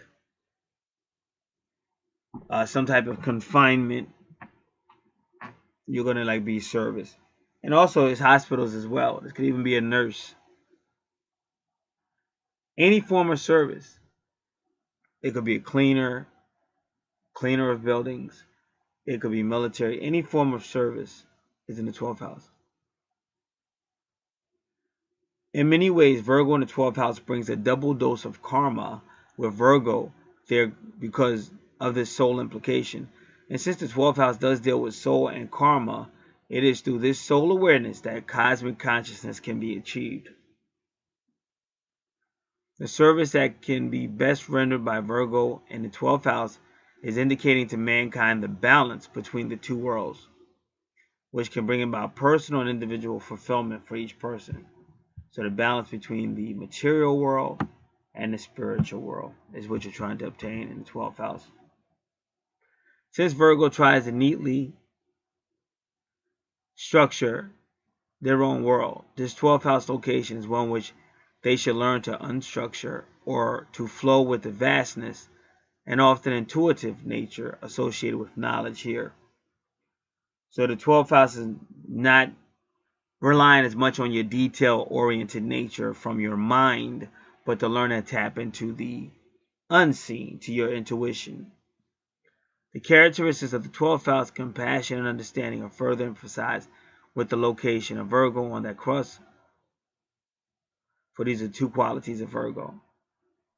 And again, when you got that moon, you got the Cancer, you got the motherly, and it's also dealing with your 4th house, the mother, the nurturer, the person who should have raised you in your earlier days as your mother, as a mother position in your 4th house. The moon rules Cancer, which rules the 4th house, and that's that mother again, even the motherly, Mother Mary,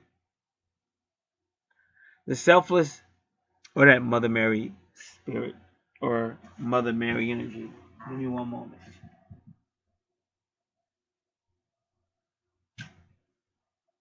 The Divine Mother energy. The selfless service quality of the 12th house would be based on the compassion and understanding, and by direct reaction to the 6th house. And let's go back to your 6th house.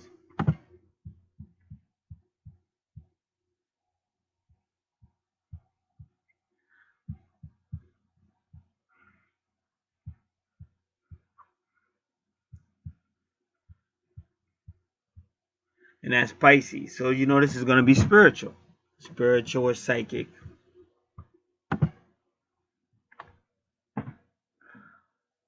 Because and also Virgo could teach mankind how to transmute the basic emotional reactions. I'm going to read this again. The selfless service quality of the 12th house will be based on the compassion and the understanding by direct reaction to the 6th house.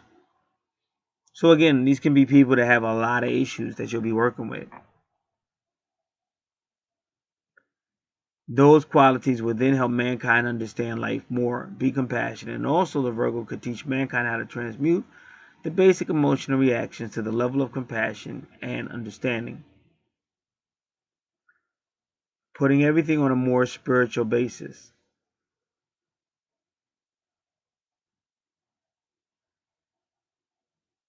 Of course, the location here of Virgo could bring about the spiritual do-gooder. So they're saying be careful of becoming a spiritual do-gooder. Don't want to get a high and mighty attitude, anything like that.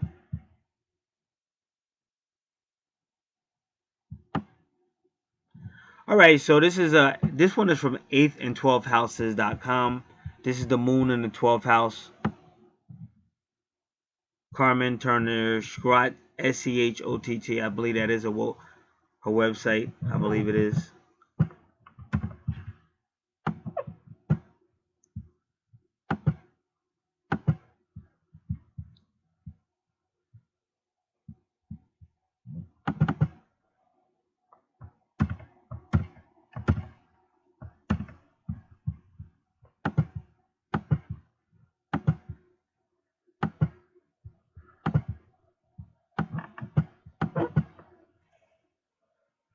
When the moon is in the 12th house, you are a person who has a very spiritual nature.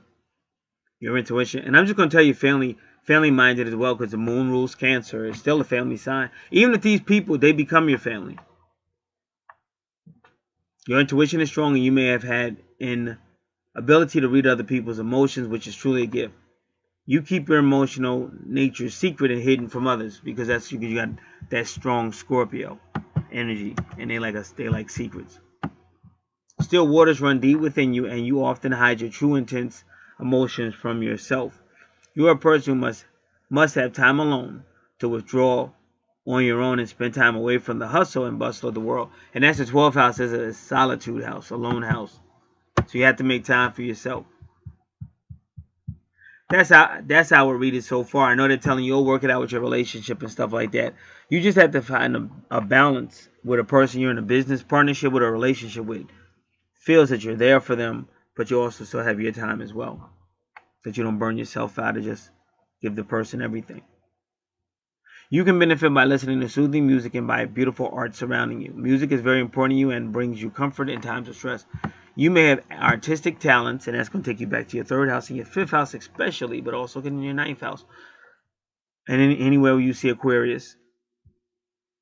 You may have artistic talents that can keep hidden. You keep hidden because you are afraid that you are not good enough to perform them. You are hard on yourself and would benefit from learning how to express your intricate emotions through writing, journaling, recording, dreams. So maybe that's another reason why I put so much emphasis on your Gemini, because this is all Gemini, and the dreams is Pisces. Sagittarius can have a little bit of that too, and a little bit of Leo as well. Your emotional nature is sensitive, as Neptune and Pisces, and you will suffer from emotional ups and downs in your life. You need peace and harmony in your home and work environment.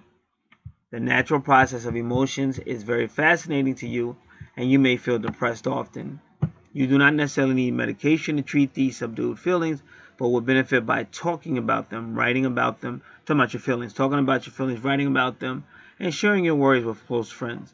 Sometimes you don't know how it is if your own pain or the pain of others you feel. You're like an empath, so you're going to be feeling other people's pains too.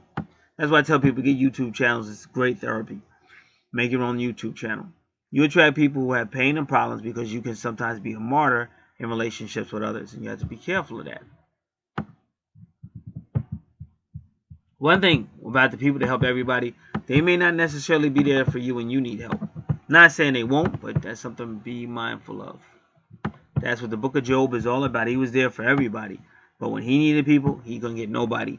And the only people that showed up was 3 guys that were supposed to be friends. They were fake phonies. A wife that told him to curse God and die. And then a 4th person showed up, but he didn't really know what was going on. But he was there for spiritual reasons. He wasn't really there. He wasn't part of the whole thing. He was there for, he is like a messenger from God. Because when he got done speaking to Job, that's when God showed up. He was God's messenger. Okay, you feel other people's emotions and suffering. You can absorb that energy within yourself, sometimes draining your own energy. You're an empath. You like to run away and hide, but you have much to give the world. Your spiritual gifts are magnificent, and you generally care about helping people. You often find yourself drawn into helping professions, caring for the sick, like I said. That's that Virgo. Virgo can taking care of the elderly, cleaning houses, working in a hospital, being a nurse. Helping profession, caring for the sick, elderly, disabled, or with children. Just make sure you take enough time for yourself in your inner growth and healing. And sometimes when you really like to help people, that's a great thing, like a caregiver or something. Because then you're more isolated. Maybe they're just one person or not too many people. Because when you're doing that with a lot of people, it can drain you. But each person's got to make their own course. You were born intuitive, perceptive, and compassionate, and often experience psychic abilities throughout your life. And that's why when you're talking about demons and spirits, because you got a connection to the other world, but you have to learn how to deal with that. And you can't see, a lot of things are separate, or they do have to do with our twin flame growth or our natal chart, but it's still separate. But with this chart, at least you'll have a better place to look. And you will meet someone who's like that. Juno, that little asterisk in your 12th house, Juno is saying you're going to meet a person who's nurturing and service-minded and motherly. And then you are going to have a whole lot of supernatural contacts, because Pluto is going to connect you to the 8th house and the 12th house. So you're definitely going to be seeing a whole lot of supernatural stuff and things like that. All right.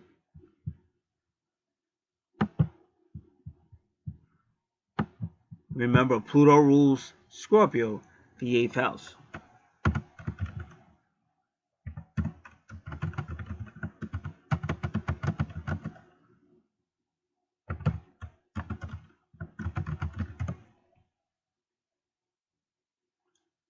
She gave it to me. Okay, so this is the same woman. This is going to be Pluto in the 12th house.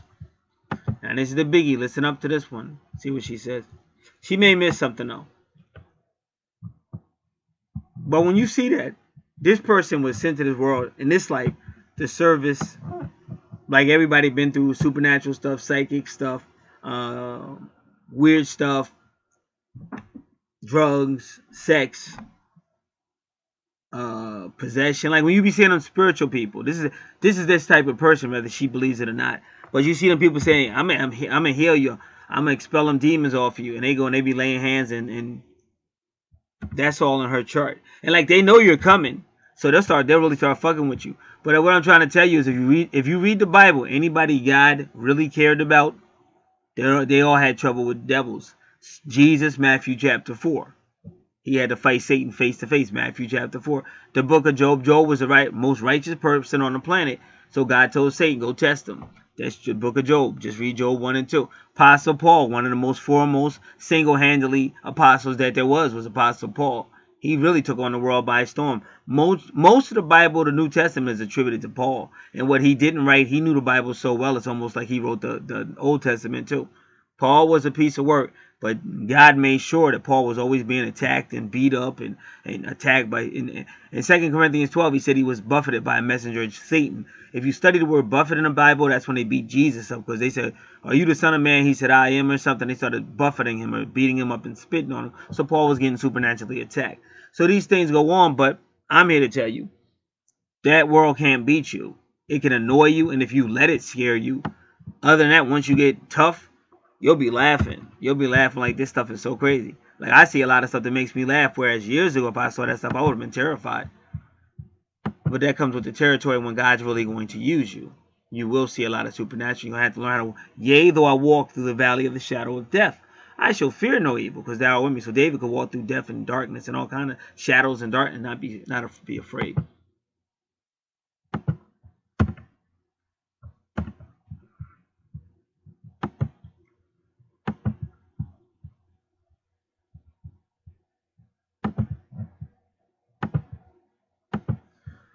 All right, Pluto in the 8th house. So remember, Moon works with Pluto when dealing with reincarnation, because this is what happens. And you'll have to look this up on YouTube. You can type in lunar reincarnation or moon reincarnation or soul reincarnation. S-O-U-L, reincarnation. But you really want to get that moon in there, because when you die, the soul goes up to the moon, gets swiped up its memory and sent back down. That's reincarnation. So when you're dealing with the Pluto and the moon, you're dealing with reincarnation. So you're dealing with souls going back and forth from the moon. When Pluto is in the 12th house, you are a person who hides your powerful feelings. You like to hide who you really are. You prefer working behind the scenes and like influencing things secretly. You often have a powerful position to give orders to others behind the scene. No one will ever truly realize the power you have in the world, because you like to hide the influence you have. You have a very secretive nature and are always hiding from others. You have intense and passionate emotions that you try to hide, and this can lead to secret love affairs. You can become obsessed with your romantic feelings and find it hard to concentrate. And Neptune, because I told you that Neptune was what in you? Where was you? Yeah, in your 2nd house. And with Scorpio, yep. That's the whole thing. So any guy that has a good line, she'd almost fall for it, because she's going to believe in it. You can become addicted to your own emotions and develop unhealthy relationships with others that are difficult to end, because that's all that Scorpio and all that secrecy and all that hiding, and that's when people be saying all that stuff like I love you but I'm not in love with you and all that stuff, because that's all this deception going on through Neptune, Scorpio, and Pluto.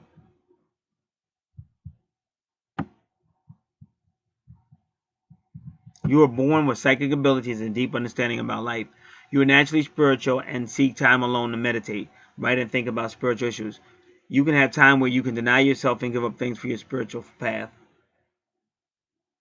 You can have time where you deny yourself and give up things for your spiritual path. Okay, now I understand it. You can have time when you deny yourself and give up things for your spiritual path. You have intense sexual desires and may try to become celibate as a test to yourself.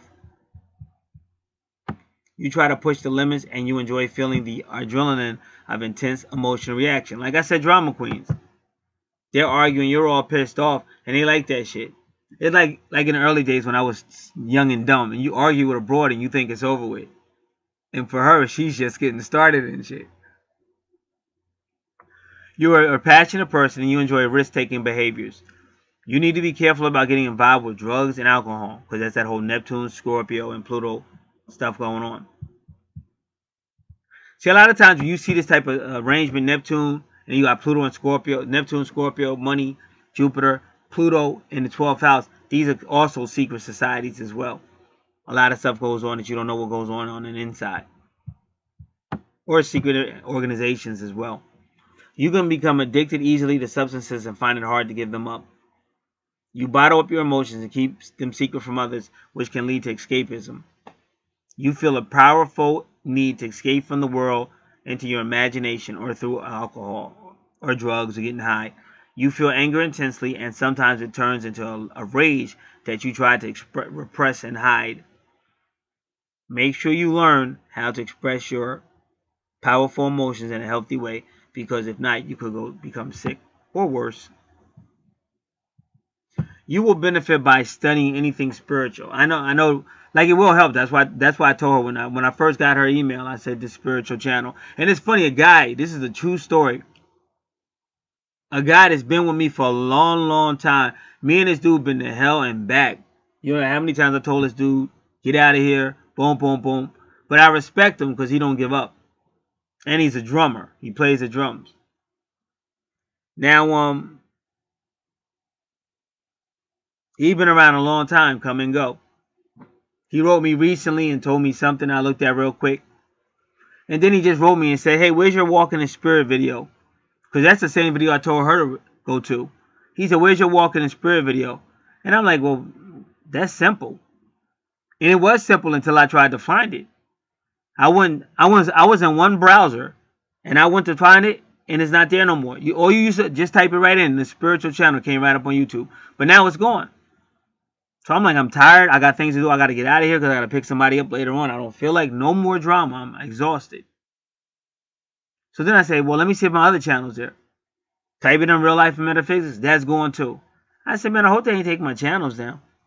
So I couldn't go on this browser because this browser is already set for what I'm doing on this channel. But I can still find that channel in this browser. But then I went to another browser, signed in, and then I went, and the channel was still there. The channels were still there. And then I typed it in the search engine again, and then it came up. I typed in the spiritual channel, whatever. So they're doing something which I have no idea what they're doing or why. But that's the type of stuff you're really going to have to incorporate into your life, is spiritual stuff. Because it'll balance you out. Because what people have to understand, this is what I mean about these tough guys. Okay, I've been serving God. Let's be honest. Let's stop the games. This is the problem. Everybody wants to play games, and everybody wants to be a tough guy until a storm hits their ass. And then they're crying out like an atheist. Oh, God, save me. God, I don't believe in no God until that storm comes, or until them bullets start flying. Oh, God, save me. And then God says, I don't believe in you.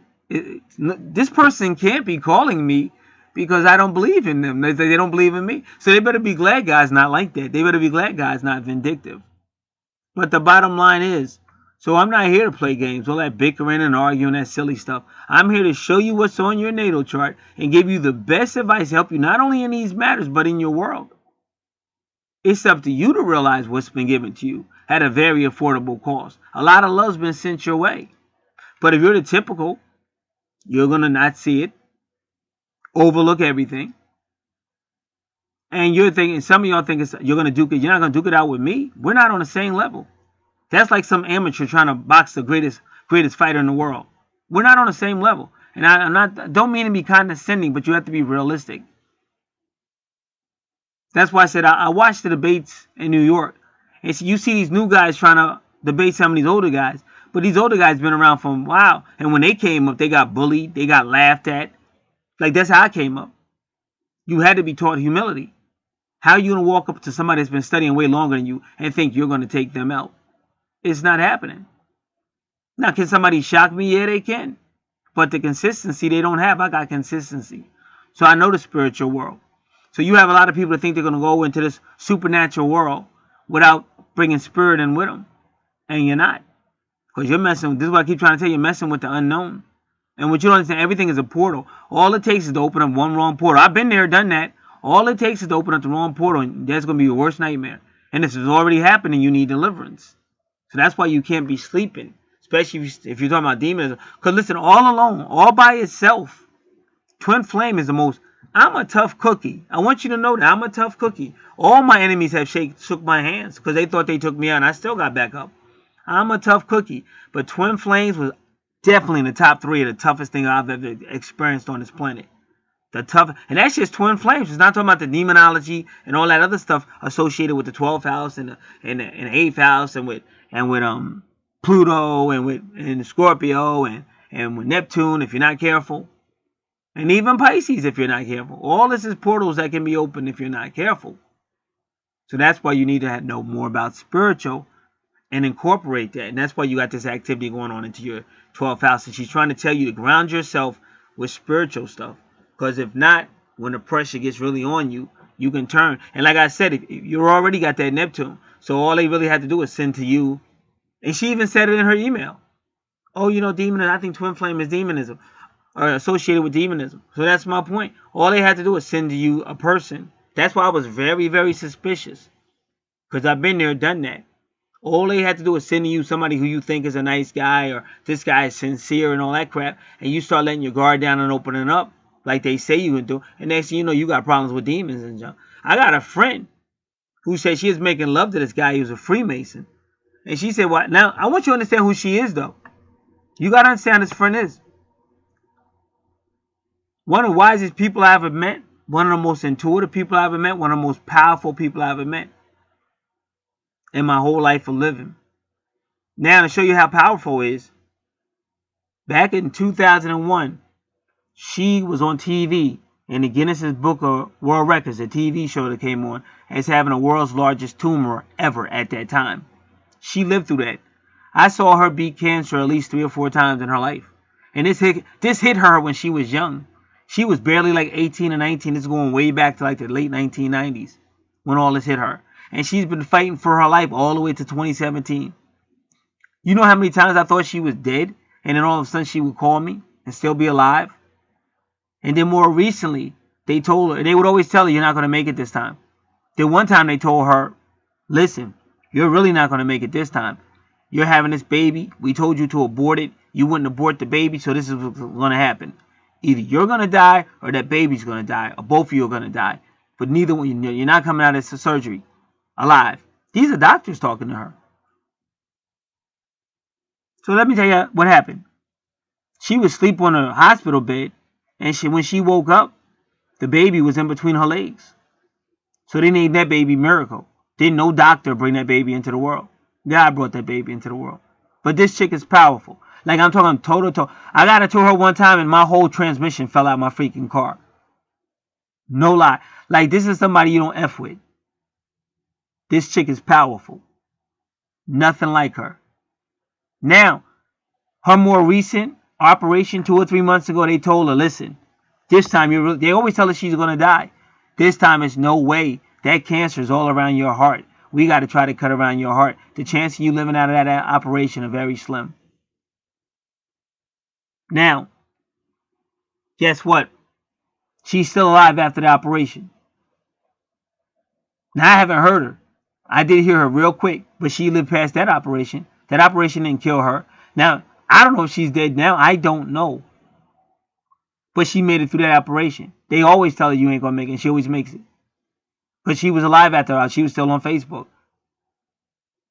Saying thank you and stuff like that, and thank you for your prayers. But I haven't seen her in weeks now, so I don't know. But if you said go by her record, I would say she's probably still alive. You know, if y'all know how many times I've known her since 1994. If you've known how many times I thought she was dead and she was still alive. This is 23 years. And they go that serious number because 23 resonates with serious. So based on her record, I would have to say she's probably still alive. But based on the facts, I say, nah. Ain't no way she made it. They're cutting around her heart. But I said that before. No way she coming. Everybody said ain't no way she coming out. Told her baby gonna die. The baby's still alive. He's a teenager now. He might, in fact, I don't even remember when that was. He might even be like in his 20s.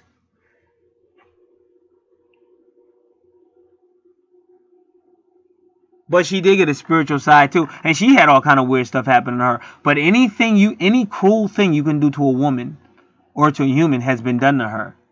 because she has some type of soul connection with these worlds. And one time in the future, I'm going to do it. I did her natal chart before, but that was a while ago. I'm going to do it again. So what I'm trying to tell you is this is something powerful that you don't think you got it. This is something powerful that you don't play games with. And you have to balance. A lot of people don't understand that. Like I said, they say this person's a runner. Because I had a lot of people that ran from me because I tell the truth and they don't want to hear it. But you can't just go, well, this is how I am. This is how it is. No, you better take control over it. Like I said, another natal chart. The couple were messing around with all kind of drugs and black magic and stuff like that. And now they're both fucked up in this life. Really messed up. But I mean, he's really messed up. The female's coming around. But he's really messed up, the guy. So that's why you got to take control. You got to take a grip. And that's why I give this guy credit, this drummer. Because he's hung in there through everything. And that's how you got to be. You got to have a not going to give up. So again, that Walk in the Spirit video, that's a start. Or go anywhere where you're going to learn how to balance out your so-called 8th house and 12th house gifts, the soul gifts, with that spirit.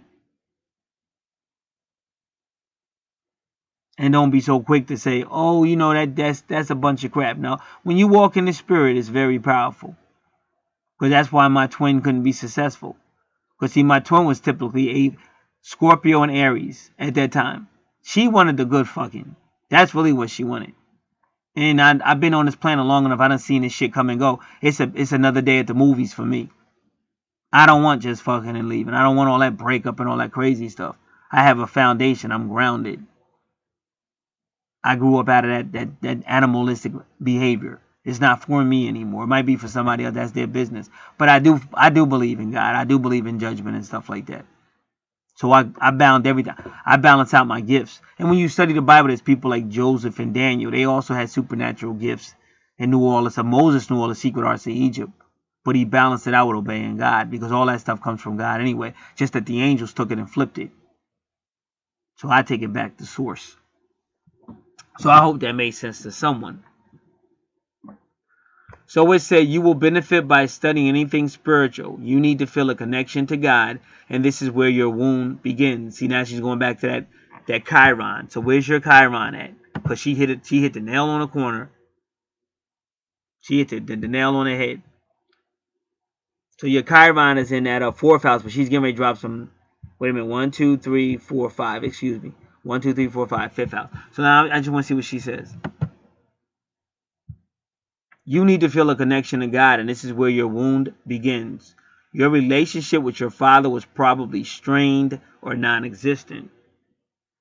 Your father might have been addicted to alcohol, mental illness, or have died at a young age.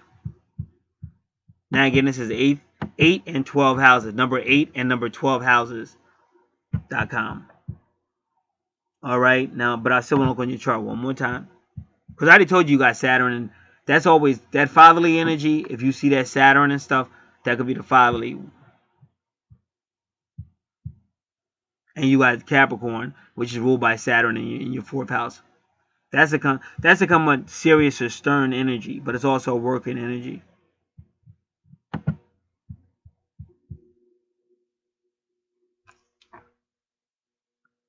It says you must learn how to heal and love yourself. So yeah, so you got to make a decision. Because some of y'all just make life so tough. See, this is what happened to me. Let me just explain.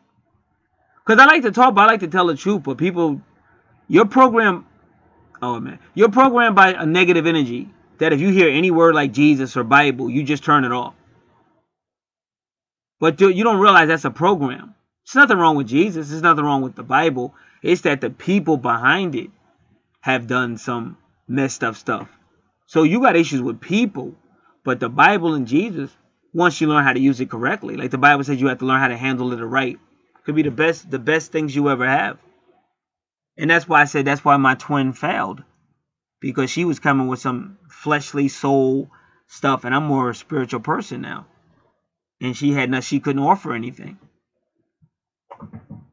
But if all she was going to offer me was some sex and then we was going to go into separation anyway and go into this running, chasing stuff that twin flames are known for, I didn't want that crap.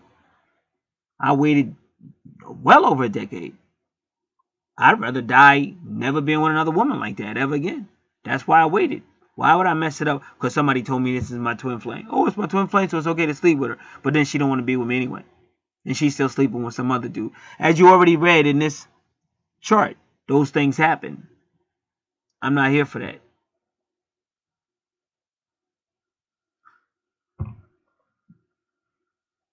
So again, you must learn to love and heal yourself. You may feel that you do not have a physical father, and this causes you immense pain and suffering. You will heal your wound when you learn to turn your face towards God. Now, I'm not doing this. I didn't even know this lady believed in this. I didn't even know she believed in God. This lady I'm talking about, this is 8and12houses.com. But see, this is why I love what I do. Because even when I try to tone it down, like I didn't want to talk about the sex thing, I went out of my way to just miss it. But that's the only thing they would give me. And they made sure, and then they put it all together to make sure I read it all together. But you should be glad you got somebody in the spirit realm that loves you enough to do that. That's why I said the people on this planet, your priorities are fucked up. You're all messed up. You got all this great love coming from the spirit realm, and you're talking shit. You got a guy like me that's busting I can barely pay my fucking bills because I'm not ripping you off like everybody else is doing. I'm undercharging to help. And then I have some asshole coming my way talking crazy. I'm not going to take none of your bullshit. You should be saying thank you. Nobody's putting up with that garbage. You're fucked up. You're demonized. You need to get deliverance. And you need to grow up and deal with it. Instead of blaming whoever you're blaming. I never blame my father for all the hell he did to this family. To me, my mother, and my sisters. If I did something, I took responsibility for my actions. Grow the fuck up. This is why the people don't like me. Because they don't like the truth. You want to keep blaming the world so you can keep running out and living like animals. Sleeping with this person, sleeping with that person, bringing all these diseases around, killing kids when you could have just put them up for adoption if you didn't want them that bad. Or you could have just told them to strap it on or got birth control. But you're so selfish that you kill the kid and then you just want to go on. Nobody better say anything about it. And then guys like me get attacked for telling the truth. But they never attack the real killers and murderers and adulterers and fornicators and on and on and on. So I try to keep my mouth shut.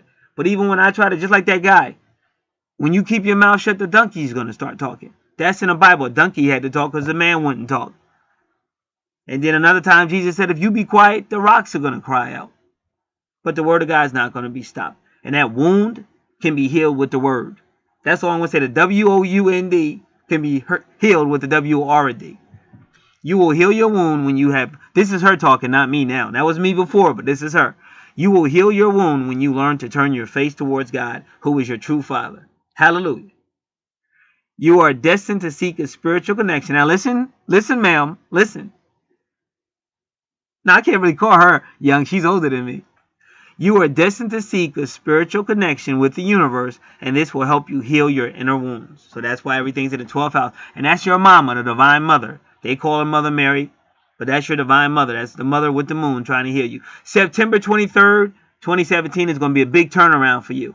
I'm pronouncing that because it's true. So it's not coming from me. This is coming from the world. So I was going to say I pronounce it over your life, but I don't want to because it's going to happen whether I pronounce it or not. It's going to be a big turnaround for you because everything's lining up with Virgo. September 23rd, 2017. In just 22 days. No, I'm sorry, 12 days. And the 12 stars is going to be around the mother's head. So that's it. That's lovely. That's lovely. That really made me feel good. Why? Because even though I tried to duck these issues, the spirit realm wouldn't let me do it. And I'm glad. That's God's way of telling me, you do what I'm teaching you to do. If these people want to run, let them run. But don't change up. Because what you're telling them is pure love and it's pure truth. They just don't like the way I deliver it. But sometimes when your daddy or mommy got to spank you, sometimes it don't feel good. But that's their job. If they're doing it for the right reason, it's an act of love. To shake you up and wake you up so you don't burn in hell for the rest of your life. Now, whether you believe in hell or not, that's here or there. No, that's neither here nor there. But let's hope you never end up there. That's the whole point. All right, so what else we got? What else we got in the 12th house?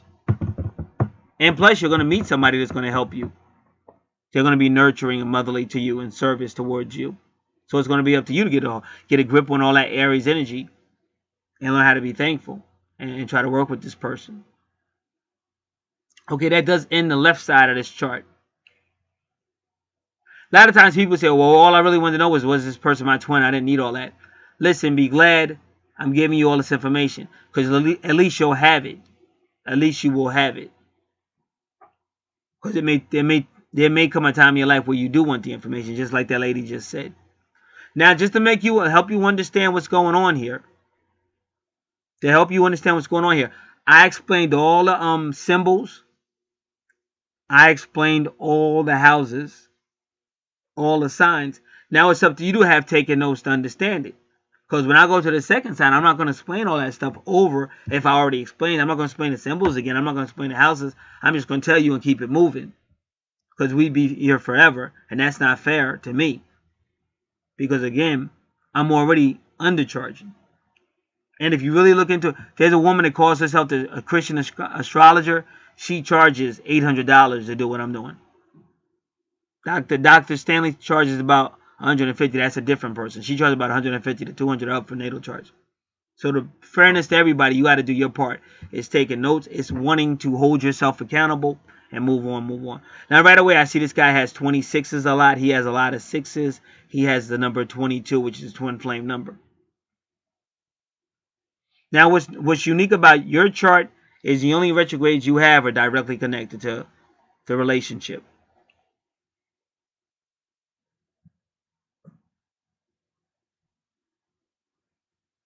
Now, if you notice, his ascendant is in the 12th house. Now, why is his ascendant in the 12th house? Because ascendant is usually your first house. But they made his 12th house his first house because of the ascendant and EP.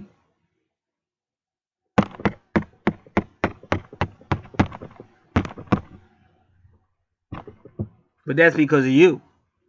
So right away, you see this guy is connected to you. And he understands that whole Pluto stuff. You know, this is a past life thing. But y'all are both being healed. You're being healed in your 12th house, and he's being healed in his first house. But his first house is mimicking your 12th house with Pluto and Virgo. So that definitely already shows a soul connection. But we got to see if it's a twin soul. Again, when spirit comes to earth, it creates a soul. Now imagine a pizza being created. So that pizza represents a soul family and a soul group. Cut that pie up in 7 pieces, 7 slices. The 7 slices that go down are soul mates. They were in your soul family. Any one of them could be your soul mate. But that 8th slice gets cut in half. That's your twin soul. That is your soul, your twin soul. You can have many soul mates. You can only have one twin soul. And usually a person has a better relationship with their soulmate than they do with their twin soul. Because the twin souls have so much energy, that is rough. The energy is just unbelievably.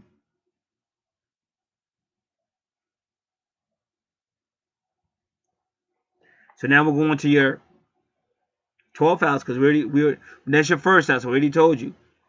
So his personality will be a healer and all that, because he's going to help you with your healing. And this gentleman is going to have a motherly side as well. And it appears from your chart that he's also going to have a fatherly side. And I think that's another reason why you have issues with him, because you got some type of father issues going on. And a lot of times when you read this can be past life. That's why I say you really have to sit and think. People get mad. I had a female that was somewhat generally a pretty good friend of mine, but that's how she was. She wanted to talk all this stuff, but she didn't want to analyze nothing, and she never wanted to be wrong.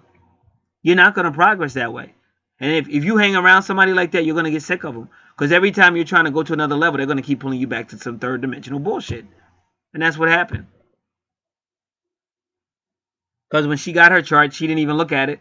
She's already ready to argue first 20 minutes in it, and it was like a 4-hour chart. Now keep in mind how long it takes me to do these charts sometimes, because I really want the best for these people. And then the first thing you get back is some idiot that stays in third dimensional. I don't have time for that. Either you want to learn and work with the universe or you don't. What are you looking for? So she came again with all that. Enough was enough. Because of that going on. She was the type to want to argue about everything.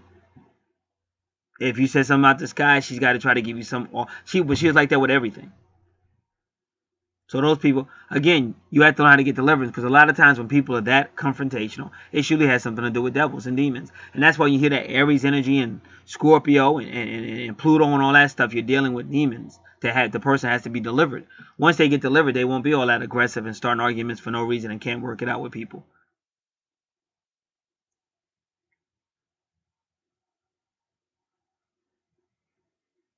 So that's the first house. Now we're going right into your second house. Again, is that money house. And you see it again. His money house is all about couple, business, same as yours. So once again, you see that soulmate connection. And you're going to have a lot of money. Both of them going to have a lot of money. And in that Uranus, which she's attracted to that rebel, and there's Uranus right there. He has an innovative way of making money that attracts her. The sex is great. The money is great. And this guy is a great communicator, just like she is. So if you notice, his second house looks a lot like her first house. Now we go to the third house, which is, again, communication, everything we said before. Same thing. See, he's a dreamer just like she is. And they both can talk to each other through dreams and telepathy. And now because he's got that sun in Scorpio, he's going to have keen viewpoints on the Scorpio energy and the Pluto energy that is going to help her too. That's why you don't need to be arguing with your twin. Your twin could actually be the best thing that ever happened to you could be your twin. So all that Aries energy and being a tough guy and making your twin out to be a horrible person and all that shit is demonic. That's what my twin did. And that's why from day one, I wanted nothing to do with her at first, at all. And then the more I watched her work, I said, wow, this chick is really out there. All she wants to do is start trouble and lie on me. So that stuff you got to work on. And that's why people have to understand, your twin should be growing too. Like, just like I'm growing, I learned a lot about twin flames and astrology. So should she, because I told her about that. And it doesn't matter what circumstances is going on in her life. This is a soul connection that she should want to know. Because until she really wants to know it, or really wants to believe in it, she'd never be any good to me, because she's always going to be attacking me with these energies we're talking about, and attacking me with lies and everything she did before, because she's not growing. Now, the fourth house is your Sagittarius. See, he's going to be like a father figure to you. There goes Saturn. Father figure, just like I said, Sagittarius. In your third house, which I already explained. So he's going to be like a father figure to you. And that's one of the reasons why you got some psychological deep stuff regarding father figures. So that's one of the reasons why you have a problem with this gentleman. Not saying he's a saint, but what I'm trying to tell you is you got to understand the energies you're dealing with. You're dealing with a lot of Scorpio, Pluto energy, Aries energy that's going to make a lot of trouble. And you have to be mature enough to deal with it. I was watching court TV. It was a guy in court. He had this woman. It was his wife. She repeatedly cheated on him. And she tried her best to put him down and break him down. So the judge was trying to find out why she was doing this stuff, and they never found out why. But what intrigued the judge was that her husband had never cheated on her.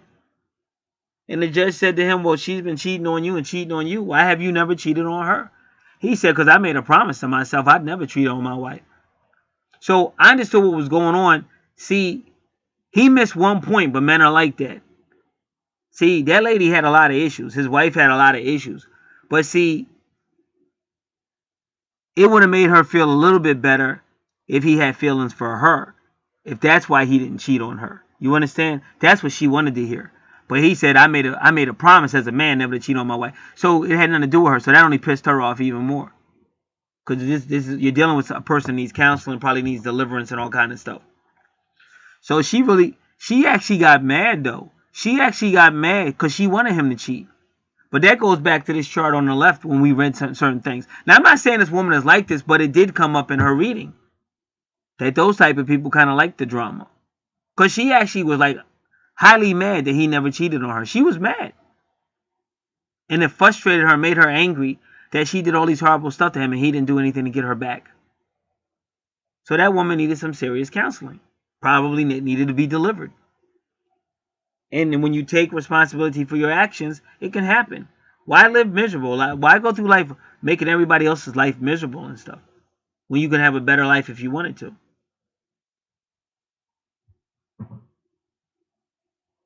The angel cards and these natal charts was the best thing that ever happened to me since I've been on this planet.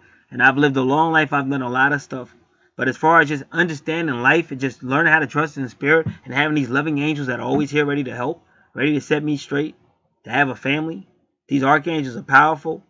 That's why I'm very defensive if somebody come talking crazy. Don't nobody give a fuck about you. Let me make that perfectly clear. Either you want the natal chart, don't come here disrespecting the people. That's like disrespecting my family. I've had nothing but good experiences. Why? But I'm not a hardhead. I don't have nothing to prove. The only time I'm a hardhead is when I'm dealing with hard-headed people. Because you're not coming in here with that. If you want to learn, this is the best place to be. But if you want to talk crazy, then you should run like everybody else does. Keep running. And your whole life that'll be your whole life. What did you do in your life? Every time the going got tough, I ran like a coward. And yet I had the audacity to wonder why my relationship never worked. Because you're a coward. That's why you ran like a coward. That's why your relationship don't work. All right. So that's the 4th house. 5th house. Now there goes the Capricorn. And now you got the Mars in there. So this person is competitive. He's competitive.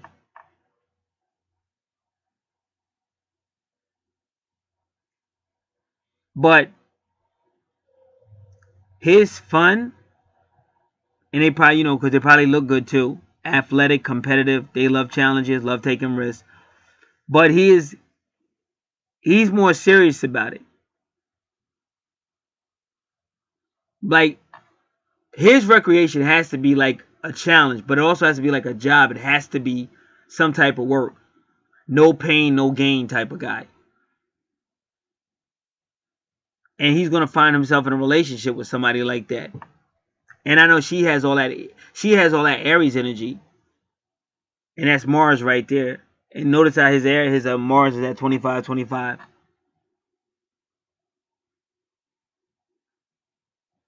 Now, Palace helps a person see patterns. But Palace also helps defend like women and defend like children. So somehow that's connected to what he does in the 5th house.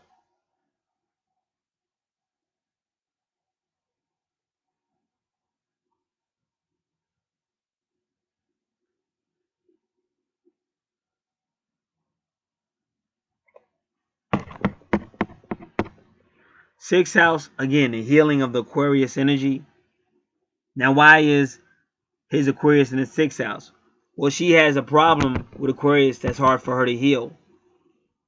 So once again, he's there to help at that mystical number 913, which is in 2 days. And we hear 913, that's Our Lady of Fatima. You can look that up on YouTube. September 13th, 1917. Our Lady of Fatima. And it's 100 years ago in 2 more days. Right now it's 3:02 p.m. Monday, 9/11/2017. So he's helping her, but I already told you he's kind of like standing in the fatherly position.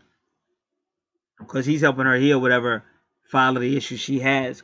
Because we know she definitely has a Capricorn issue. And he's doing that for her.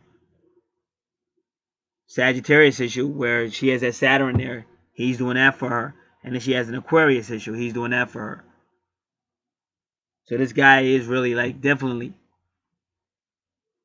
that soulmate to help her heal. Not just deal with her karmic concerns, but help her heal. 7th house, a spiritual person, and that's his true north node, to be a spiritual person in this life. And he'll also meet a spiritual person in this life that he's going to partner with. Because that's what Vertex Cross is saying.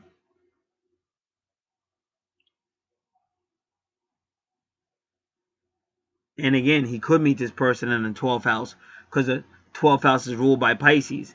And if you notice, that's where her Juno is. And her Juno is ruled by Virgo, 6th house, and that's where he is, 6th house. So it definitely, to me, honestly, it looks like definitely a soul. I would even say a deep soul commission. They're going to help each other.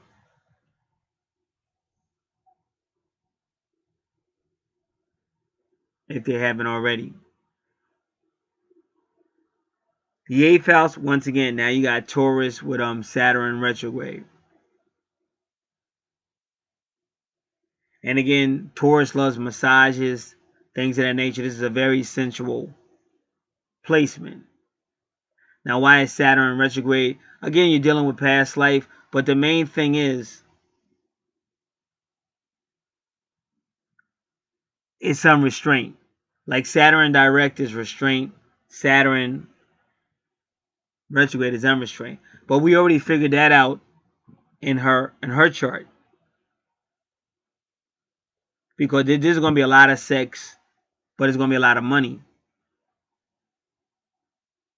And when you're dealing with Taurus, you're dealing with a high level of sensuality.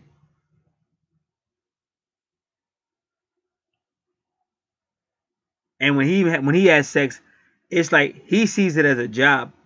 But he wants to do a really good job. He's very passionate, but he sees it as a job. And he's the type of dude that if you read it, because I know Taurus in the 8th house. It's a lot like Capricorn in the 8th house. Like it's a job to them. Like they want to know they did a good job. And like if they don't get complimented or stuff like that, they kind of take it personal.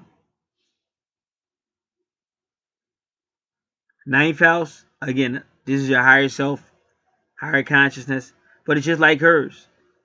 Gemini. Why? Because I told you, Gemini is the early stage. Go back to what I said in the beginning of the video. Gemini is the baby stage where they don't get along. But now he's got 22. They go to twin flame number again, 22 with the moon. And the same thing. So this is going to be in his emotions, and this is going to be in his psychological makeup. Why? Because this is all about nurturing. The moon is the mother nurturing. So she has a powerful divine feminine presence that's trying to help her be happy in life. This is why you want to understand your natal chart. This is why I get upset, because I try to tell these people and they won't listen over and over again, because they have this strong desire to do what they want and they don't want to listen. And then they're so frustrated or whatever. They got some crazy stuff going on inside of themselves.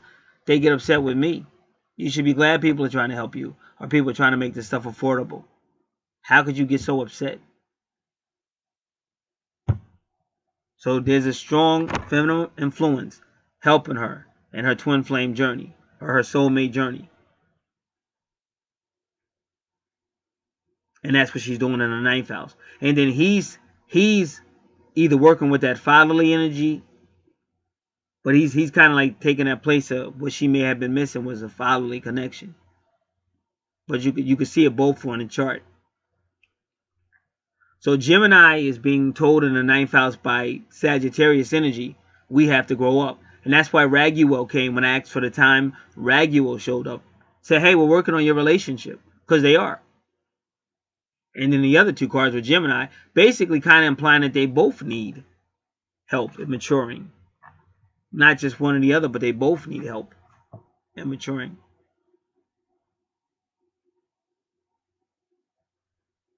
Okay, now when you go back to the sun sign, it has 39. Because I told you his time was 3:39 a.m. And the 39 on your chart is with your sun sign Libra.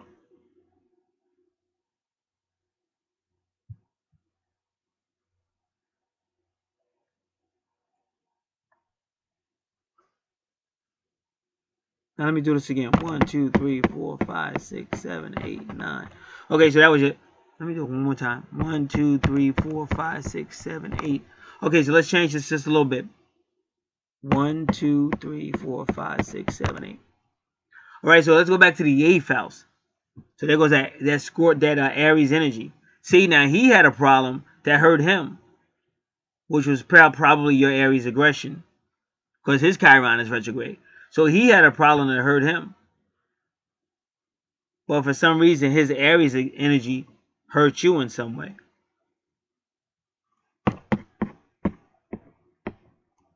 But Aries is ruled by Uranus. It could even have been a friend thing. And you know it's true because even Leo, and the 5th house is ruled by Leo.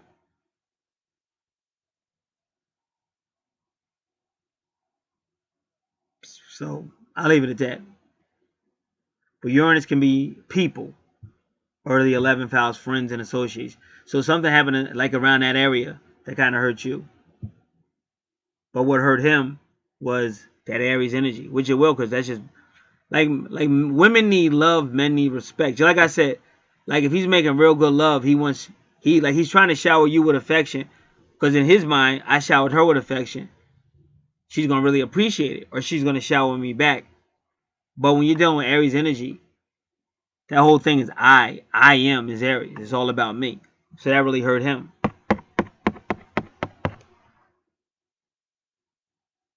So this is the 9th house, where you got Taurus, excuse me. Taurus in the 9th house. We're going to look at that one.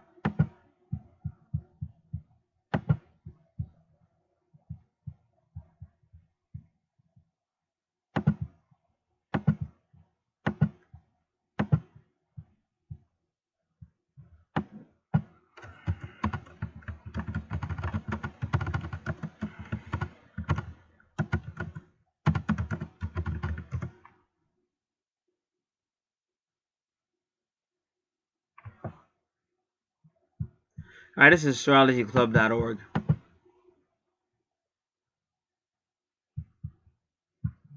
But remember, because Taurus is there, whatever happened in his 8th house, that's really what the center is focusing on. You likely look to the philosophical and a spiritual team to earn. You likely look to this, let's say he likely looks to the philosophical and or spiritual to earn or likewise attain your financial and material resources. There is a danger that you use your intellect to take the place of tangible and practical efforts, expecting that your beliefs and philosophies will do the work for you. Because he's that Uranus. He's like a rebel. So yeah, see that's what I'm trying to tell you. See, he wants to go with the air. He's not trying to be held down. And somehow by him doing that hurts you. The Aquarius.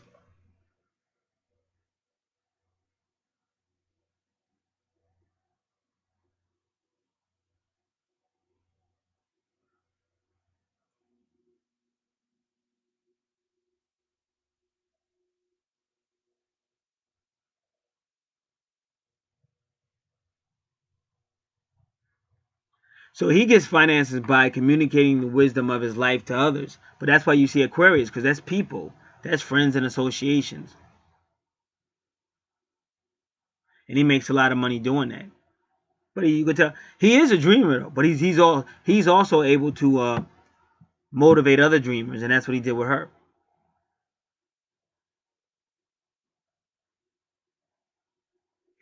But some people that are Taurus in this house, they use that skill they got to rip people off. Like they don't preach the truth, they preach their truth, and their truth is to keep money in their pocket. But they're not saying he did that or not. They're just saying that is a possibility for that.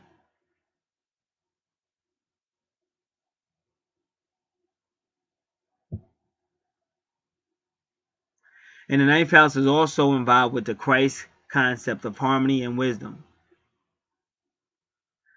It does indicate in past lifetimes that the Taurus and Sagittarius are in the 9th house was out of harmony and did not work from the Christ concept and wisdom, but was superficial.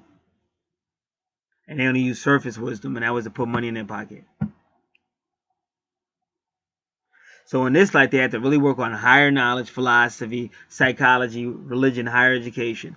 But this should be used to help the other people And again, that's why you still got that Aquarius stuff going on.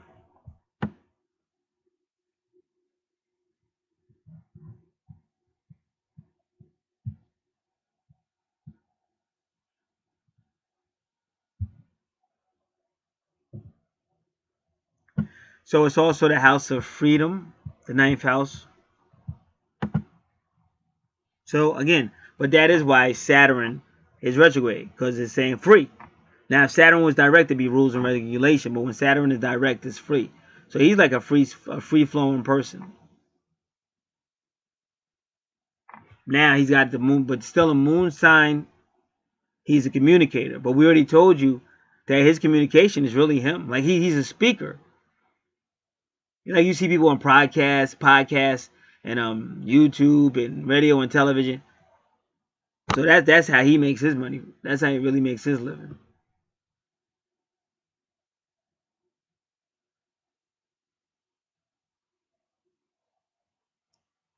And the 11th house has family,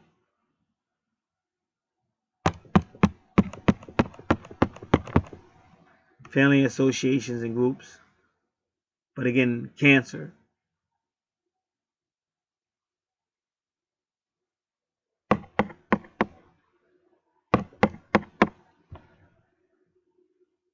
And then his 12th house is Leo with Vesta. I'm letting you know right now, Vesta is going to bring spirituality into the situation. But anywhere where you see Vesta on your chart, you have to be careful because you can burn out. But you see him and her both got that in common. Because she's also a leader, but that's in her 11th house of people. Your 12th house is also people, but it's more like people in the building or a church. But he's a leader too. And that's why they're kind of attractive. So I definitely say they're soulmates. But they do got a lot of twin things. Sometimes you have to come to that conclusion. Because I like to say that when I'm positive. But just because I don't see it as positive doesn't mean they're not. But I can definitely see it as looking at it. But as far as sometimes it's just certain things you see on the chart where you know for a fact these two are twins. But I see more like they're helping each other in this life. And they probably did have past life before.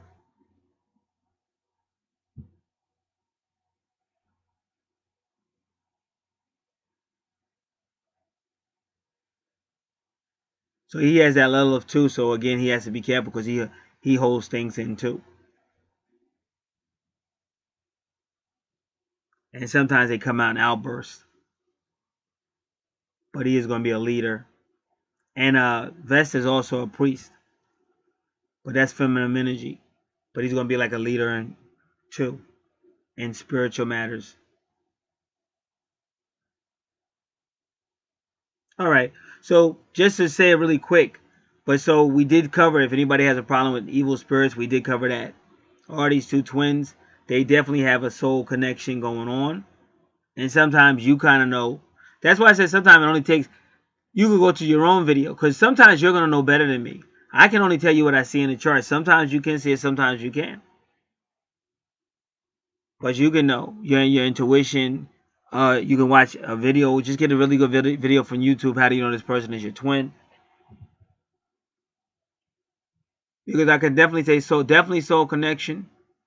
Definitely. And I definitely explained what's going on with them. Down between. Because you have people that say, oh, you didn't say. Like, you got, it's just so shallow. I had one lady that stalked me for a long time. So I finally had to block her. But if she wanted me to actually say the word. And it was so crazy to me. Like, that's the same lady that told me to cancel out her karma. I can't cancel out your karma. Even if I could, I wouldn't do it. There's a reason why the universe gave you karma to work on. So sometimes you do have to think a little bit. Sometimes you do have to do your own study and a little bit more. But I gave you a lot to understand. But I can't say that they're definitely twins. I can say that they definitely have a soul purpose together. They are working on karmic debt, but they're also definitely soulmates. Definitely soulmates. And I explained the difference for people that are listening and recording. I know I did that one time when I couldn't say it. And the female actually thanked me. She said, I already knew we wasn't twins. Because you got a lot of people say anything to keep getting money in their pocket. I'm not like that. I'm just going to tell you the truth. And she thanked me because she already knew they wasn't twins. Because I know women are way more. They're way more intuitive, but they have to learn how to focus it. You got to stop just. It's a rough fact because women are way smarter, way more intuitive, but they let the feelings. And when some feelings get involved, they start making really unwise things. You got to learn how to balance that all out. And you see the number 26 with her as well, with her East Point. All right, this will conclude this video. If anyone else is interested in anything you see out here, whether it's twin souls, compatibility, we do it all. Anything that's intuitive, we do it all. Angel card readings, we do it all. So you can contact phone consultations. We do research for people that want us to do research. Sometimes just visit the channel, look around, and see more, and contact us. Because again, once you have the information, you know what to look for. That's going to help you in your pursuit. But it's not really going to help you if you don't apply it. So that's why the way I do it is to teach it. Make sure you have the information you need. It's up to you to take the notes and apply it. Hopefully you'll approach it in a mature fashion. Get a better grip on emotions. Learn how to study a bit. If you believe in praying. Work with your Archangel cards. They're a big help. You see how the Archangel cards really help with this reading. So either you work with people that have Archangel cards or you get your own. That's totally up to you. But these are things you need to be doing because you got to come out of the third dimensional world and you got to come into the higher dimensions. And a lot of people want to stay third dimensional. And I'm telling you, as long as you stay third dimensional, nothing's going to happen with your twin flame situation. You might get together for a minute, but you're going to separate again. You got to go higher. Sometimes you got to put both of your feet down because your twin is not going to grow up sometimes. As long as you keep catering to vanity and the silliness that your twin does, they're going to keep giving it to you. They have to realize, oh, this guy's a little bit more serious. He's not going to play. And that's going to be a start. And it'll be a rocky start. But I'd rather have a rocky start with a person that's going to grow with me than to fucking jump in bed with the person. That's all you got is some sex. You don't even know the person. They could give you an STD. I just was listening to my man Dolo. Dolo the Moore said he got with it. He was with his first wife, broke up with her. He got with his second wife. Something happened. I think he broke up with her. So he got back with one of them wives and they gave him an STD. I forget if it was his second wife, but he made a song about it and shit. So that's what I'm trying to tell you. That's all you're going to get out here. As long as you're living like animals, you're going to be seeing stuff with diseases and stuff. And that's what it is. And they get mad, but the 8th house is primordial. It's the most basic animalistic desires. You got to grow up out of that. All that Aries, me first energy, you got to tame that with more mature energy. And that's what you see on this chart with this whole Gemini, Sagittarius stuff going on. They're trying to tame the energies that keep people separated so that these two can go into a commitment. So that's what's up. This is Gat. God bless.